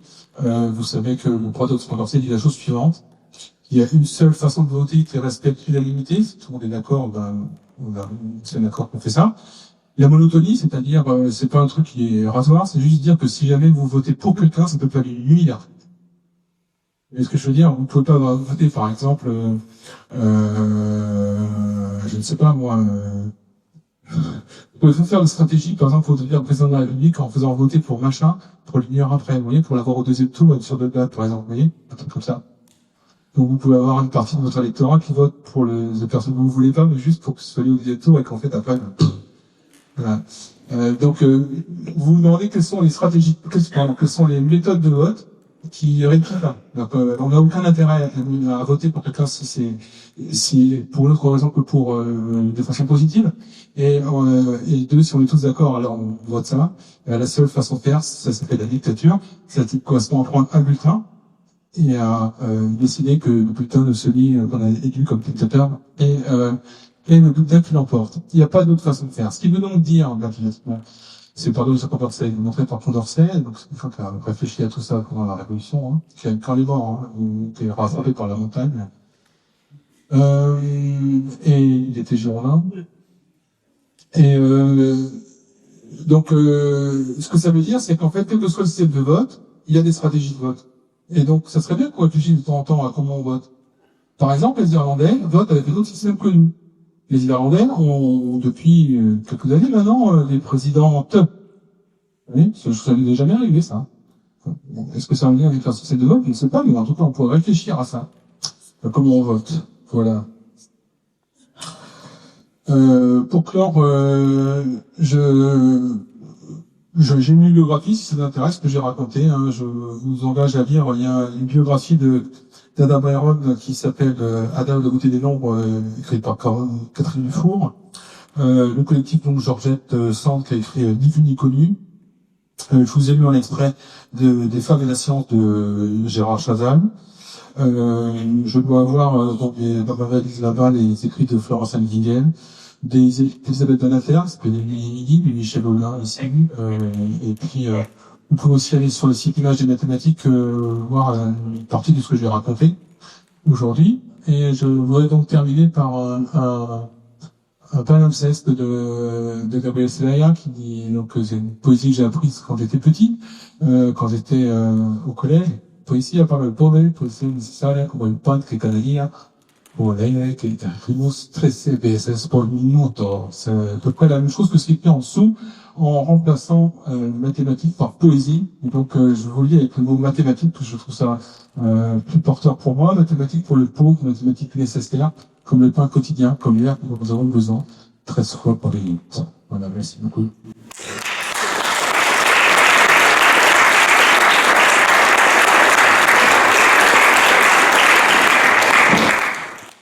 Merci pour cette conférence en particulier pour conclusion. Alors, quand vous dites que c'est nécessaire, vous auriez pu faire une distinction que j'ai découverte assez récemment, mais qui est intéressante. C'est la différence qui se produit dans l'histoire des maths entre les maths nécessaires pour modéliser le réel et les maths nécessaires pour faire fonctionner l'intelligence. Alors, vous avez cette coupure entre babylonien et grec, vous avez cette coupure entre Descartes, qui croyait vraiment au modèle nécessaire, et ce qui s'est passé au 19e, et vous avez une coupure du même style au 20e siècle, en particulier avec les probas. Je trouve que c'est intéressant, justement, quand on parle de mathématiques nécessaires, de mettre en lumière cette coupure. Enfin, c'est pas exactement une coupure, mais cette différence. C'est dialectique, en fait, hein. Ça se répond, je pense qu'on a un cerveau gauche, on a un cerveau droit, on marche sur deux jambes, on a plusieurs façons de penser les choses, et je pense que les mathématiques sont plurielles. Vraiment, il y a une polysémie dans les mathématiques. Je sais pas parler de ça, mais vous parlez de pouvoir, par exemple. Je trouve qu'il y a un pouvoir d'interprétation, et très souvent, on se laisse berner par l'interprétation dont on rêve, on entend ce qu'on a envie d'entendre, et non pas ce qu'on a sous les yeux. Et c'est important, d'une part, de se rendre compte que les gens qui font des choses interprètent, et d'autre part, de s'autoriser soi-même à interpréter. C'est important. Alors après, par rapport au côté nécessaire, pourquoi j'ai fait des maths, moi, par exemple?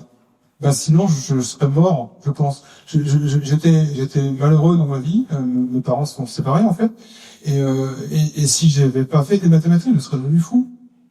Et donc, j'ai fait des mathématiques parce que c'était nécessaire pour moi. Et après, une fois que je me suis reconstruit, j'ai fait des mathématiques pour faire tourner le monde aussi. Hein, je fais aussi des mathématiques nécessaires pour le monde. Je réfléchis à des questions qui peuvent intéresser le reste de l'humanité. Mais je pense que, en fait, on peut pas faire des choses nécessaires pour le monde si on n'a pas fait des choses nécessaires pour soi, gratuitement et réciproquement. Et je pense que les gens, même parmi les plus brillants, on a nos mathématiciens, les médaillés fixes français. Vous voyez, il y en a un qui est à l'Assemblée nationale, maths, hein. Il y en a un autre qui, je pourrais faire une liste, mais je vais dire des méchancetés sur mes camarades, donc je vais pas le faire. Donc, je vais vous laisser avec juste Cédric Villani qui porte les mathématiques à l'Assemblée nationale, c'est pas mal. Bonsoir. Bonsoir. J'aurais deux questions très différentes. La première, est-ce que selon vous les mathématiques sont plutôt une découverte ou plutôt une invention? Alors ça, c'est pas un débat. Selon vous, c'est un débat qui rejoint cette question-là. Est-ce que c'est une augmentation du monde? Alors, selon moi, la question, elle est, enfin, je me positionnerai pas, je suis désolé. Selon moi, la question qui est la plus importante, c'est la conscience qu'on a des choses, collectives ou individuelles. Et à partir du moment où quelque chose est oublié, il n'existe plus. Et c'est ce que je trouve miraculeux dans l'histoire de Belloc, par exemple, de dire qu'on arrive à retrouver comme ça les choses. Et donc, pour moi, les mathématiques, elles se découvrent parce que quelque part, on les découvre soi-même. Maintenant, qu'elles aient préexisté avant, c'est possible, en fait. Mais quel sens ça peut avoir? Donc là, on repart sur Descartes. Qu'est-ce que je peux savoir d'autre sur le réel, à part justement ce qui n'est pas, pour la plupart de mes contemporains, le réel. Le réel, c'est finalement ce que j'ai dans ma tête. Oui, par exemple, la théorie des corps, Ouais. la nuit, enfin, c'est extrêmement cohérent à l'intérieur, c'est tout beau, et c'est une invention. Donc, enfin, au moment, à la limite, ça devient un peu fou. Alors, pour les théories qui se veulent physiques et qui soi-disant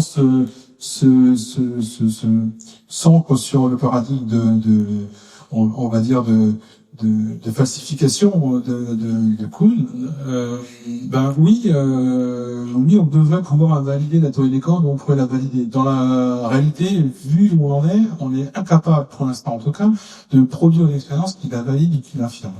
Donc c'est une construction purement théorique. Ok. Mais quand même, les gens qui ont cru au début à la mécanique quantique, ils ont cru pour des raisons qui peuvent sembler un peu surréalistes quand on y pense. C'était souvent parce qu'ils avaient fait des petits séjours en Inde, ils étaient allés s'ouvrir un peu les chakras. L'idée de complémentarité de Bohr, elle est vraiment là. Moi, je vois une manifestation. Bohr vivait avec sa femme en permanence. Je sais pas si vous savez ça. C'était sa secrétaire. Elle tapait tous ses textes. Et donc, il y avait une complicité entre Margaret Bohr et Niels Bohr qui est incroyable. Et qu'il ait pensé la physique comme un principe de complémentarité. Complémentarité, ça veut juste dire que toute particule est une onde et réciproquement. C'est ça le principe de Bohr. Et je trouve ça admirable, mais pour moi, c'est presque un acte de foi qui correspond à sa vie, en fait. Parce que les scientifiques sont des êtres humains, et je pense qu'une partie de ce qu'on véhicule même dans notre science, en fait, elles sont de nous. Donc, du coup, la croyance fait beaucoup sur la vérité de l'objet. Et un exemple simple que vous avez peut-être déjà vécu, si on vous pose une question en maths, mais élémentaire, et qu'on vous donne pas la réponse, est-ce que c'est vrai, est-ce que c'est faux, vous allez galérer. Mais si on vous dit, montre que c'est vrai, c'est aussi incroyable que ça n'a rien changé, mais vous allez le démontrer beaucoup plus facilement. Et j'ai un exemple, là, dans des conjectures assez étoffées, de gens qui ont eu des affixes pour l'avoir démontré, de gens qui étaient sur la piste de ce truc-là, et au moment où les gens ont dit c'est vrai, 5 démonstrations sortent de gens qui étaient à pas grand chose de ça. Et juste le fait qu'on ait dit c'est vrai, il se passe un truc. Et la deuxième question, au jour d'aujourd'hui dans le monde, une fille sur 4 n'a pas accès à la scolarisation, parce qu'on considère encore que les femmes n'ont pas à être éduquées, et que des femmes éduquées sont en danger. Si on regarde dans l'histoire de l'humanité, ils sont extrêmement intelligents, alors, entre guillemets, intelligence, parce que là aussi il faut la définir, mais comme Einstein par exemple, c'est très discutable, qui a fait des inventions on dit d'Einstein, Mileva Marie, qui est son épouse, il a participé largement, maintenant on le sait, ou alors dans d'autres domaines, Freud, des du génie atroce. Comment ça fait-il que des gens brillants, des hommes, faut dire, des hommes brillants, aient un tel mépris, une telle haine des femmes, qui sont allés jusqu'à une discrimination vraiment, je pèse mes mots, meurtrière. Alors, je n'ai pas la compétence pour vous répondre sur le pourquoi et comment. En tout cas, je m'y oppose chaque jour. C'est comme je disais, moi j'ai de la rancœur pour Rousseau, parce que au moment du siècle des Lumières, justement, il y a cette ouverture vers les parties, j'en ai fait une boutade, mais en fait, c'était plutôt positif, en fait. Hein. L'idée, c'était vraiment que la science a besoin de spectateurs, elle a besoin de témoins, et donc on a besoin d'éduquer le peuple. Et donc, il y a une volonté d'éduquer les femmes, de donner une éducation aux femmes, y compris scientifique, c'est-à-dire de ne pas fermer les portes. Et Rousseau, avec son mythe de proximité de la nature, assigné par la nature, il explique que la nature assigne un rôle aux hommes et aux femmes, et que donc, comment s'appelle-t-elle déjà plus, Sophie, c'est ça? Émilie, c'est Sophie? J'ai vraiment fait un rejet sur ce truc, que je crois qu'elle s'appelle Sophie. Sophie, elle est là pour aider les enfants, pour tenir les ménages, etc. Et quelque part, il y a, alors, j'ai pas un message d'espoir. Je suis donc tentais. Il y a chaque année un festival international de science-fiction à Nantes qui s'appelle les Utopiales. Je vous engage à venir à Nantes, rien que pour ça. Il y a aussi un éléphant qui marche. Enfin, il y a pas de trucs super à Nantes. Aux Utopiales, donc j'ai découvert une écrivaine de science-fiction qui s'appelle Ada Palmer. Ada Palmer, elle est historienne. Elle est de Harvard aux États-Unis. Et elle a écrit une nouvelle science-fiction. Et là, elle a écrit avec une écriture non genrée.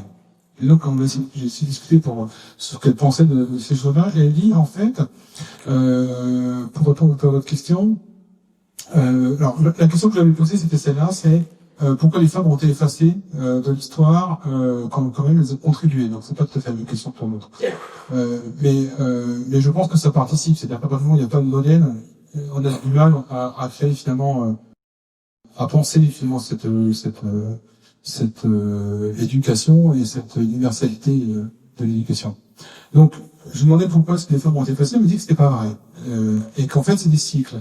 Et que, par exemple, au moment de la Renaissance, une encyclopédie qui listait les philosophes importants de l'humanité listait 120 personnes, et dans ces 120 personnes, il y avait 40 femmes. La même encyclopédie, revue et corrigée au XIXe siècle, a effacé toutes les femmes. Mais qu'il reste plus que des hommes, et elle a été divisée par 6, la liste. Et ce qu'elle dit, et je trouve ça intéressant, je sais pas, j'ai pas assez d'éléments pour valider, mais en tout cas je trouve ça intéressant. Elle dit, on est très mauvais pour raconter des histoires, et notamment les histoires plurielles. Donc on simplifie. Et en particulier le positivisme et puis l'avancée de la science avait besoin de lois. C'est beaucoup plus facile de dire Sylvain Hierarchia, de dire ELMC2, on a l'impression que l'univers est régi par une unique loi. Et à partir du moment où on veut simplifier, il n'y a plus que finalement peu de lois, peu de différences, peu de diversité, ben les histoires on les raconte en les simplifiant. Et quand on simplifie, ben on enlève les gens qui sont en fait pas au pouvoir. Et donc en particulier, ben, les noirs, les femmes, etc. Dans le truc de Jules Verne, c'est apocalyptique, hein, parce qu'il n'y a pas que les femmes qui comprennent. Oui, c'est comme le pouvoir, en fait, hein. Qu'est-ce que j'aime bien ça, je sais pas. Moi, je suis proactif, par exemple. J'ai toujours dit, j'ai été membre de jury de recrutement. J'espère que je vais pas me faire assassiner en sortant. Et j'ai toujours fait en sorte de favoriser les femmes. Ça veut dire que quand j'avais l'option de mettre une femme en liste principale, alors qu'elle était qu'en liste complémentaire, je la mettais en liste principale. De force, en lui mettant une bonne note. Voilà. Ceci près d'une déclaration du jury, mais c'était il y a plusieurs décennies, donc c'est pas très grave. Il y a prescription, j'espère, en tout cas. Surtout que je suis filmé. Pourquoi j'ai fait ça? Parce que je considère que dans le concours que je recrutais, donc c'était une école supérieure, à partir du moment où on était en liste complémentaire, c'est qu'on avait un sacré niveau. Et que donc après, le geste, il est social. Ou politique, comme vous préférez. Et donc, voilà. Alors effectivement, on peut décider que c'est une hérésie, que c'est quelque chose qui va contre le mérite. Mais je crois que ma question est, qui est-on pour juger du mérite des gens? Qui est-on pour savoir si vraiment les gens ont des conditions équitables pour aller jusque-là? Bon, en fait, rien. Tout ça sont des paris humains. Moi, j'ai fait mes paris. Voilà, c'est tout. Je l'ai assumé, hein, et j'assume aussi de virer pour cette raison-là. Il n'y a aucun problème. Mais si c'était à refaire, je le referais.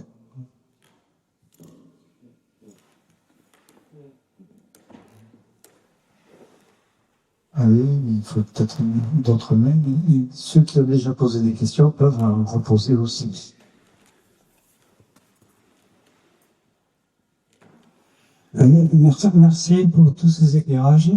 Je voudrais saluer votre performance, avoir parlé autant de mathématiques, sans oublier le livre, le nombre d'or.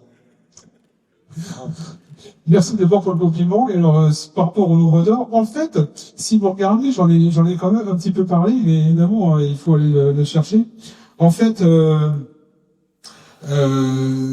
j'aurais pu parler d'art, j'aurais pu parler de plein de choses que je trouve un peu tarte à la crème. Et c'est pour cette raison-là, comme vous le soulignez, que je l'ai pas fait, parce que j'avais envie de parler de choses ni vues ni connues. Et effectivement, le nombre d'or est un peu un best-of qu'on essaie de nous rendre. Alors, par exemple, j'ai écrit un livre sous commande, un peu sous la menace d'ailleurs, et ça s'est pas très bien passé. Et dans les rares commandes que j'avais, c'était qu'il fallait que je parle de film de lynching. Donc, c'est presque la même chose que le nombre d'or, hein, pour des raisons, parce qu'en fait, c'est la même chose. Et je trouve ça intolérable, en fait. Il y a tellement d'autres belles mathématiques ailleurs, voilà. Ça reste fascinant, hein. J'adore construire des cahiers réguliers. Je sais pas si vous avez déjà fait ça.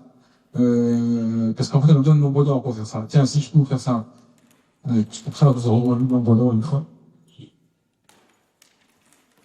Comment faire un pentagone régulier? Donc, on peut évidemment faire ça à la règle au compas. On peut évidemment faire ça à la règle au compas, mais le plus facile, c'est de faire un nœud. Donc, je prends une bande de papier assez fine et je fais un nœud. Le papier, c'est miraculeux, hein. Et je tire doucement de façon à ce que le nœud se fasse. Et quand je suis content de moi, je l'aplatis, le nœud.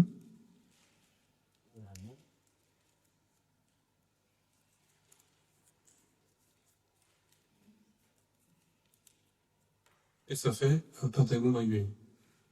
Voilà.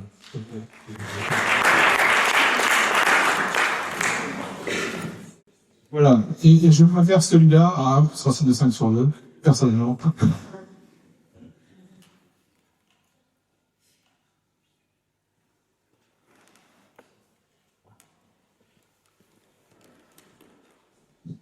Ouais, pour ça. Vous avez dit à deux reprises que nous n'irons pas sur Mars. Hein?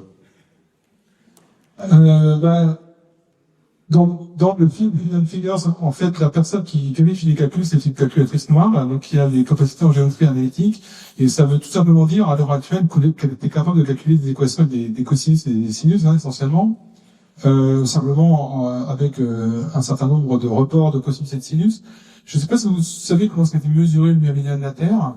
C'est une grande aventure du XIXe siècle, de gens qui, en fait, ont fait des grands triangles sur la Terre en se regardant à grande distance et en mesurant des angles. Ça a pris plusieurs décennies, et en fait, Arago qui faisait partie de l'expédition, est tombé au milieu d'une guerre. Il a dû échapper à je crois, c'était non, je fais une bêtise, mais enfin, c'était en Espagne, il s'est retrouvé dans un bateau, il est remonté chez les Arabes, bref. Il a survécu à tout ça avec ses papiers, donc ses mesures, donc c'est juste une collection de mesures d'angles entre la cathédrale de machin, etc. Bon. Il n'y a plus personne qui a envie de faire ça, en fait. Il n'y a plus personne qui a envie de faire ça. Les gens préfèrent, à l'heure actuelle, la géométrie virtuelle, qui est vachement intéressante, hein. C'est-à-dire, quel est le graphe de l'Internet, par exemple. Voilà. Donc, qui est connecté à qui, réseau social +1, -1, machin, etc. Donc, on fait plein de trucs, c'est de la géométrie nouvelle, qui est vraiment intéressante, mathématiquement, hein. Mais du coup, la géométrie, qui permet de calculer une trajectoire, il y a de moins en moins de gens qui sont capables de la faire. Et à l'heure actuelle, je pense que en classe préparatoire, à l'heure actuelle, quand vous faites une équation avec des cosinus et des sinus à un étudiant de classe préparatoire, ça se passe mal, en fait. Donc, éventuellement, il y arrive, ou elle y arrive, mais avec beaucoup de peur, beaucoup de tremblements, et c'est quelque chose de compliqué. Bon. Ça, c'est le premier point. Et ensuite, on est dans une atmosphère de sous-traitance en permanence. Et donc les navettes américaines ont explosé parce qu'il y a un joint qui avait été délégué à quelqu'un, et ce quelqu'un il a calibré pour un certain nombre de températures. Il a prévu qu'il valait mieux pas l'utiliser à basse température. Ça a été fait parce que non, on avait dit que ça partait dans 2 jours, donc ça part dans 2 jours, et elle a explosé. Donc je pense que l'humanité pour l'instant est plus en train de faire la guerre, plus en train de s'étriper que de partir sur Mars. J'aimerais que quelqu'un porte ce rêve-là de partir sur Mars. Mais pour l'instant, les gens qui partent sur Mars, c'est des milliardaires qui vendent finalement un petit tour en l'air à quelques millions de dollars pour quelques happy few. C'est pas ça partir sur Mars. Et, Yuri Gagarin, il est allé pas du tout pour avoir des dollars. Et puis Thomas Pesquet, il est parti pas en payant. Enfin, je veux dire, pour moi, il faut des choses qui portent des envies de faire ça. Alors, par exemple, le programme pour la Lune, c'était pas clair de savoir pourquoi les Américains voulaient être sur la Lune avant les connaissances, ils avaient quand même très peur. Est-ce que maintenant, l'espace fait encore peur, au point qu'on a envie d'aller sur Mars? Pourquoi pas, hein. Je sais qu'il y a des Chinois qui vont sur la face cachée de la Lune, alors du coup, ça inquiète les gens, mais qu'est-ce qu'ils font sur la face cachée de la Lune? Donc, peut-être que ça va finir par ça, mais si c'est juste pour des raisons de guerre qu'on y va, c'est dommage. J'aimerais bien qu'on y aille, je sais pas, moi, le premier roman de science-fiction que j'ai lu qui est paru chez Noël, c'était Colt Martienne de Ray Bradbury. Voilà. Et vous savez comment ça se termine? Je veux dire, la race humaine extermine en fait la race martienne. Quoi. Et j'aimerais qu'on y aille pour d'autres raisons que ça. Quoi. À propos des films de science-fiction, j'imagine que vous êtes capable de citer beaucoup d'écrivains de science-fiction. Oui?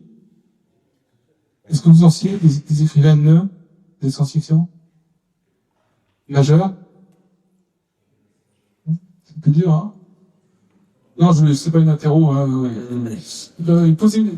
C'est comme mon histoire de Racine tout à l'heure. J'aimerais que vous demandiez à la fin de cette histoire, qu'est-ce qu'un nombre? Je ne vais pas vous répondre. Là, c'est pareil, je vais pas vous dire qu'est-ce qu'une écrivaine de science-fiction. Vous verrez vous-même si vous avez envie. C'est pas une interro.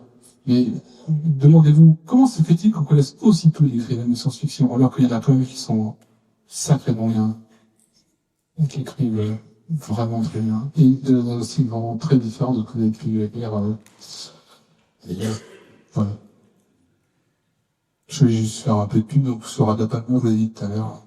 Et si vous voulez quelqu'un qui est pas vivant, merci la nuit, hein. Pour moi, il y a eu un écrivain de science-fiction, tout court. Ouais. Alors, on a épuisé le sujet, là, pourtant, ça me reste, hein. Pas une curiosité qui reste. On est épuisé. Si. Ouais. Non, mais pas là, non. Non, mais en plus, j'ai besoin quand même d'un modèle. Un truc que je sais faire à peu près de tête, c'est j'ai un modèle en modulaire de 2 décaèdres. Et dans lequel, en fait, avec 6 couleurs, tu fais 6 équateurs. En fait, ça c'est assez remarquable. Un 2 décaèdre, il a 6 équateurs. Et ben, on peut les faire en monogamie de façon à ce que ce soit 6 bandes. Vous voyez les Jeux Olympiques, ces 3 anneaux qui se mettent ensemble. Et ben, sur le même principe, un 2 décaèdres, c'est 6 anneaux qui se mettent ensemble. Et qui se tiennent les uns les autres, là. On peut faire ça dans la vie. C'est super beau. Voilà, ça, je dois pouvoir le faire de tête. Le dragon, c'est juste compliqué. Je sais pas, Yoda aussi, mais j'ai bien demandé. Du coup, qu'est-ce que c'est que ça va, je sais pas. Pour rester sur les origami, le Japon, on sait que c'est une culture quasiment. Est-ce qu'il y a peut-être un développement mathématique là derrière? Est-ce que ça induit quelque chose, ou ne serait-ce que dans les façons de voir, de calculer, d'approcher les problèmes? Ah, ça, j'en suis convaincu. Pour moi, la langue est fondamentale. Les mathématiques sont une langue. Alors pour le Japon, je sais pas bien, parce que je suis pas un spécialiste du Japon. Par contre, j'ai fait un peu de chinois et j'ai trouvé toujours intéressant, breton aussi d'ailleurs, je trouve intéressant de voir comment est-ce que les langues comptent. Et en chinois, par exemple, quand on compte, il y a un petit machin entre l'objet qu'on compte et l'adjectif qui sert à compter, qui s'appelle un spécificatif. Par exemple, on va pas dire un verre. On va dire attention, je vais te parler de récipient vert. Parmi les récipients verts. Parmi les pipèdes hommes, etc. Et quand on sait ça, on se dit, ah ouais, du coup, penser l'individu sans le tout, en chinois, C'est juste impossible. On ne peut pas, par exemple, faire des trucs à pourcentage sans réfléchir à qu'est-ce qu'on fait comme rapport. C'est juste pas possible. C'est la langue qui vous impose ça. Ma femme est vietnamienne, quand ses parents parlent vietnamien, ils ne peuvent pas changer le niveau de langue pour faire autre chose que, alors en japonais c'est ça aussi, le niveau de langue avec lequel un mari s'adresse à sa femme, c'est le même niveau de langue que quand on s'adresse à un chien. Et c'est le même. Mes belles familles, donc la hiérarchie, c'est au niveau de l'aînesse. Donc la sœur cadette va utiliser un adjectif pour la sœur aînée d'assez haut niveau, contrairement à celle qui est plus jeune qu'elle. Et c'est dans la langue. C'est pas juste un choix. Comment dire? C'est comme si c'était un accord, si vous voulez. D'accord, si vous voulez respecter l'accord, c'est une question, je sais pas. Alors moi, j'utilise l'écriture inclusive, donc en général, je me fais assassiner par tout le monde, hein, par des copains comme par des gens qui sont pas copains, et ils tout pour des raisons diverses. Alors, il y a plein de gens qui me disent quand j'écris comme ça. Pourquoi j'écris en écriture inclusive? Pas parce que je trouve ça beau, parce que je trouve que ça fait réfléchir. C'est juste que voilà, ok, c'est juste illisible. C'est effectivement, ça pique les yeux, mais ça fait réfléchir à pourquoi le diable, il y a un crétin qui fait comme ça. C'est ça qui m'intéresse. Hein. Voilà. Et donc pour moi, la langue, elle est vraiment importante. Elle va traduire une façon de penser. Et elle va permettre de penser. Et je pense qu'effectivement, le japonais, ça se dessine, hein, encore plus les chinois, on est plus grave. Donc on va aussi penser le concept par le dessin. On va les illustrer. Nous, on les pense pas comme ça, oui, on les abstrait directement avec les lettres. Donc c'est le mot qui a un signifiant qui est compliqué. On a une langue qui est très abstraite en fait, et beaucoup plus quelque part que le chinois. Le japonais, je connais pas bien, mais et je pense que ça induit la façon de penser. Donc par exemple les mathématiques congolaises, par exemple, elles sont aussi axées sur des phénomènes sociaux et qui sont comptés, qui sont pas mal connus. Et il y a plein de choses sur, comment il s'appelle, Lévi-Strauss, quand il a commencé à étudier les sociétés, comment ça s'appelle, tristes utopiques, en fait, à un moment, il tombe sur des maths, et il tombe sur des maths parce qu'en fait, les règles de mariage sont complètement surréalistes. Il ne comprend pas les règles de mariage. Mais en fait, ces règles de mariage ont été faites pour qu'il n'y ait pas d'inceste, pour qu'il n'y ait pas que l'oncle n'ait pas le droit de coucher avec la nièce, etc. Et c'est remarquable. Donc il y a des mathématiques, des façons de penser les mathématiques. Voilà. Dans cette salle, on a présenté il n'y a pas longtemps ce problème qu'avait posé Claude Lévi-Strauss et le mathématicien qui l'a aidé à comprendre ces notions de groupe. Très bien, André Weil, très bien. Le frère de Simone Weil, mais pas la Simone Weil qui est au Panthéon, l'autre Simone Weil, philosophe. Bon,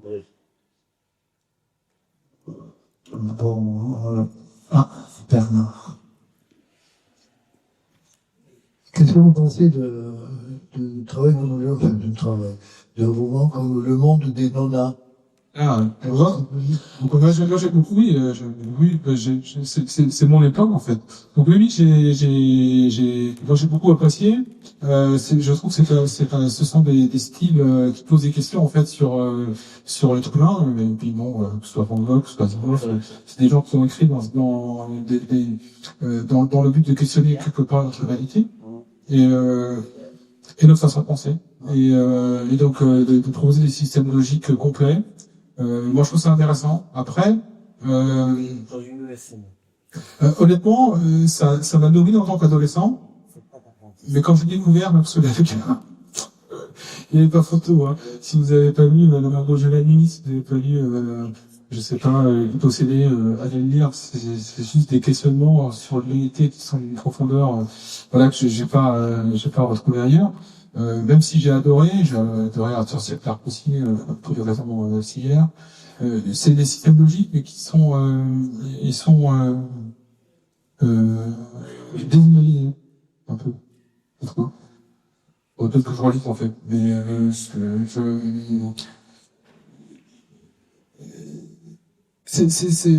sûrement Asimov et ses robots, ou même Fondation, je trouve que ça pose des questions qui sont assez formelles. Et Van Gogh, c'était encore plus formel. C'est le système lui-même est formel. Je trouve. C'est du non-aristotélisme par définition. Oui, c'est ça.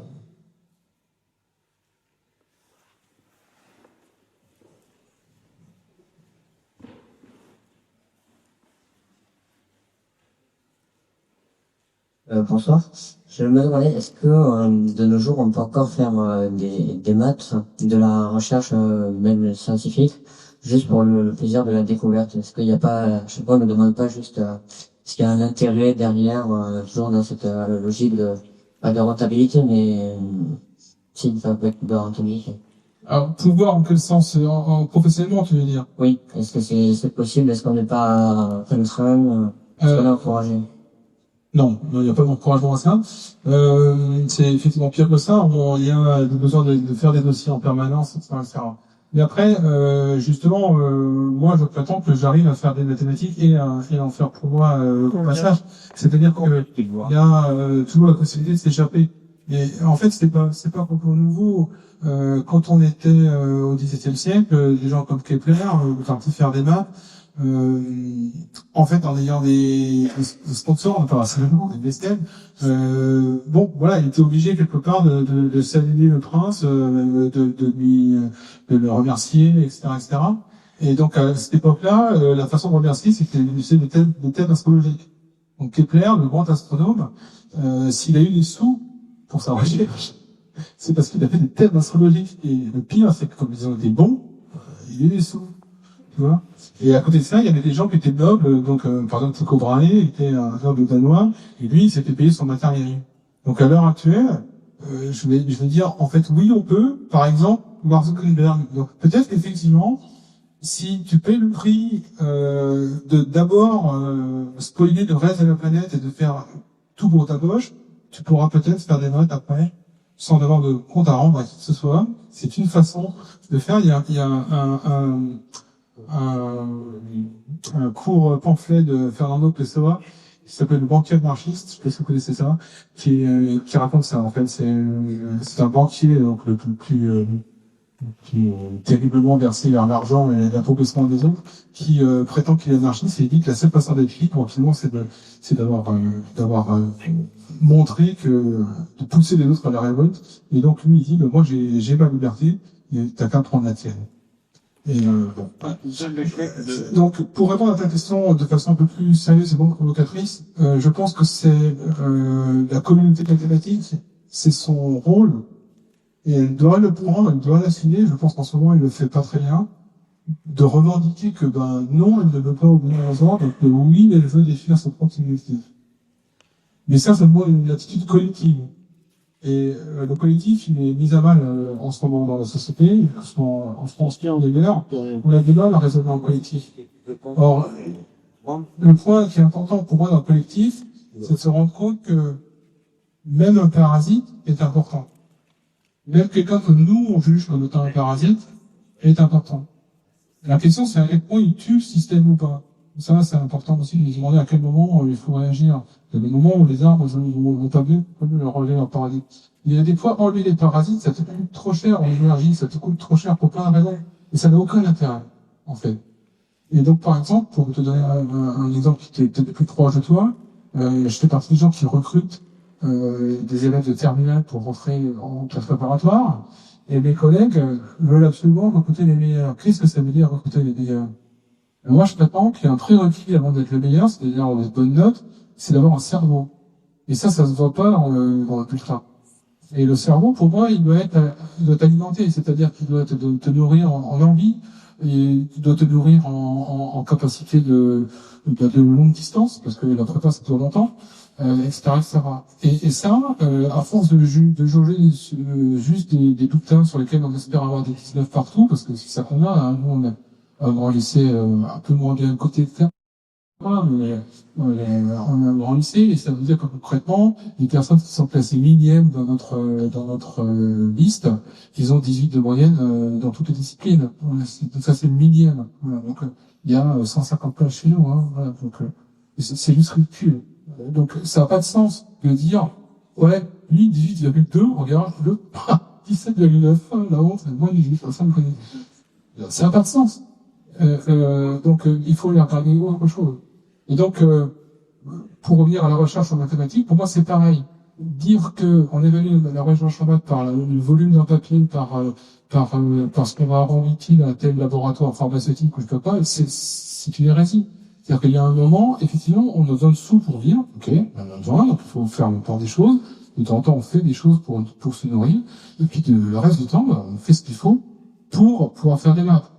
Je ne ferai pas la blague sur l'air parce que je la trouve trop sexy, mais l'air de quelque chose en substance, c'est bien d'avoir des alibis pour faire croire aux gens qu'on est en train de faire quelque chose, alors qu'en fait, on est juste en train de faire des maths. Donc l'important, c'est d'avoir un maximum d'alibis pour que tout le monde croit qu'on est en train de faire des trucs super utiles, alors qu'en fait, on est juste en train de faire des maths pénard. Et ça s'achète, je veux dire, ça s'achète avec sa volonté. Si tu cèdes à la pression de fais ton papier, fais ton dossier pour l'Europe ou je sais pas quoi, tu finis par mourir en fait.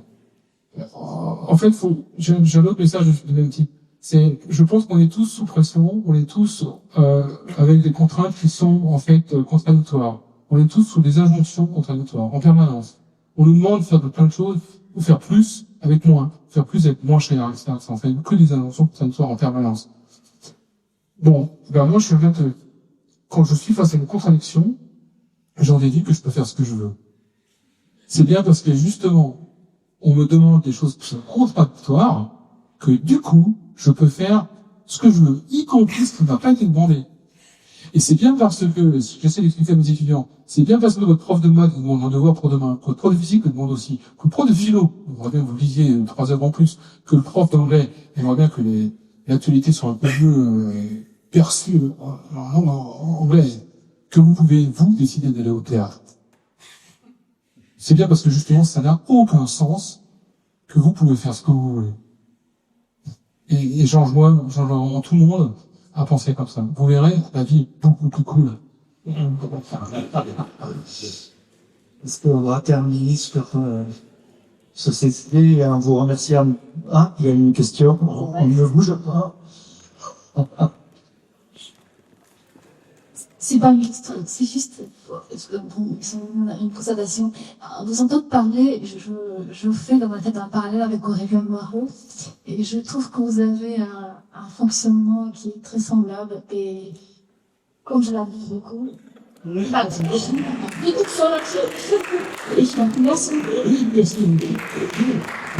Merci beaucoup.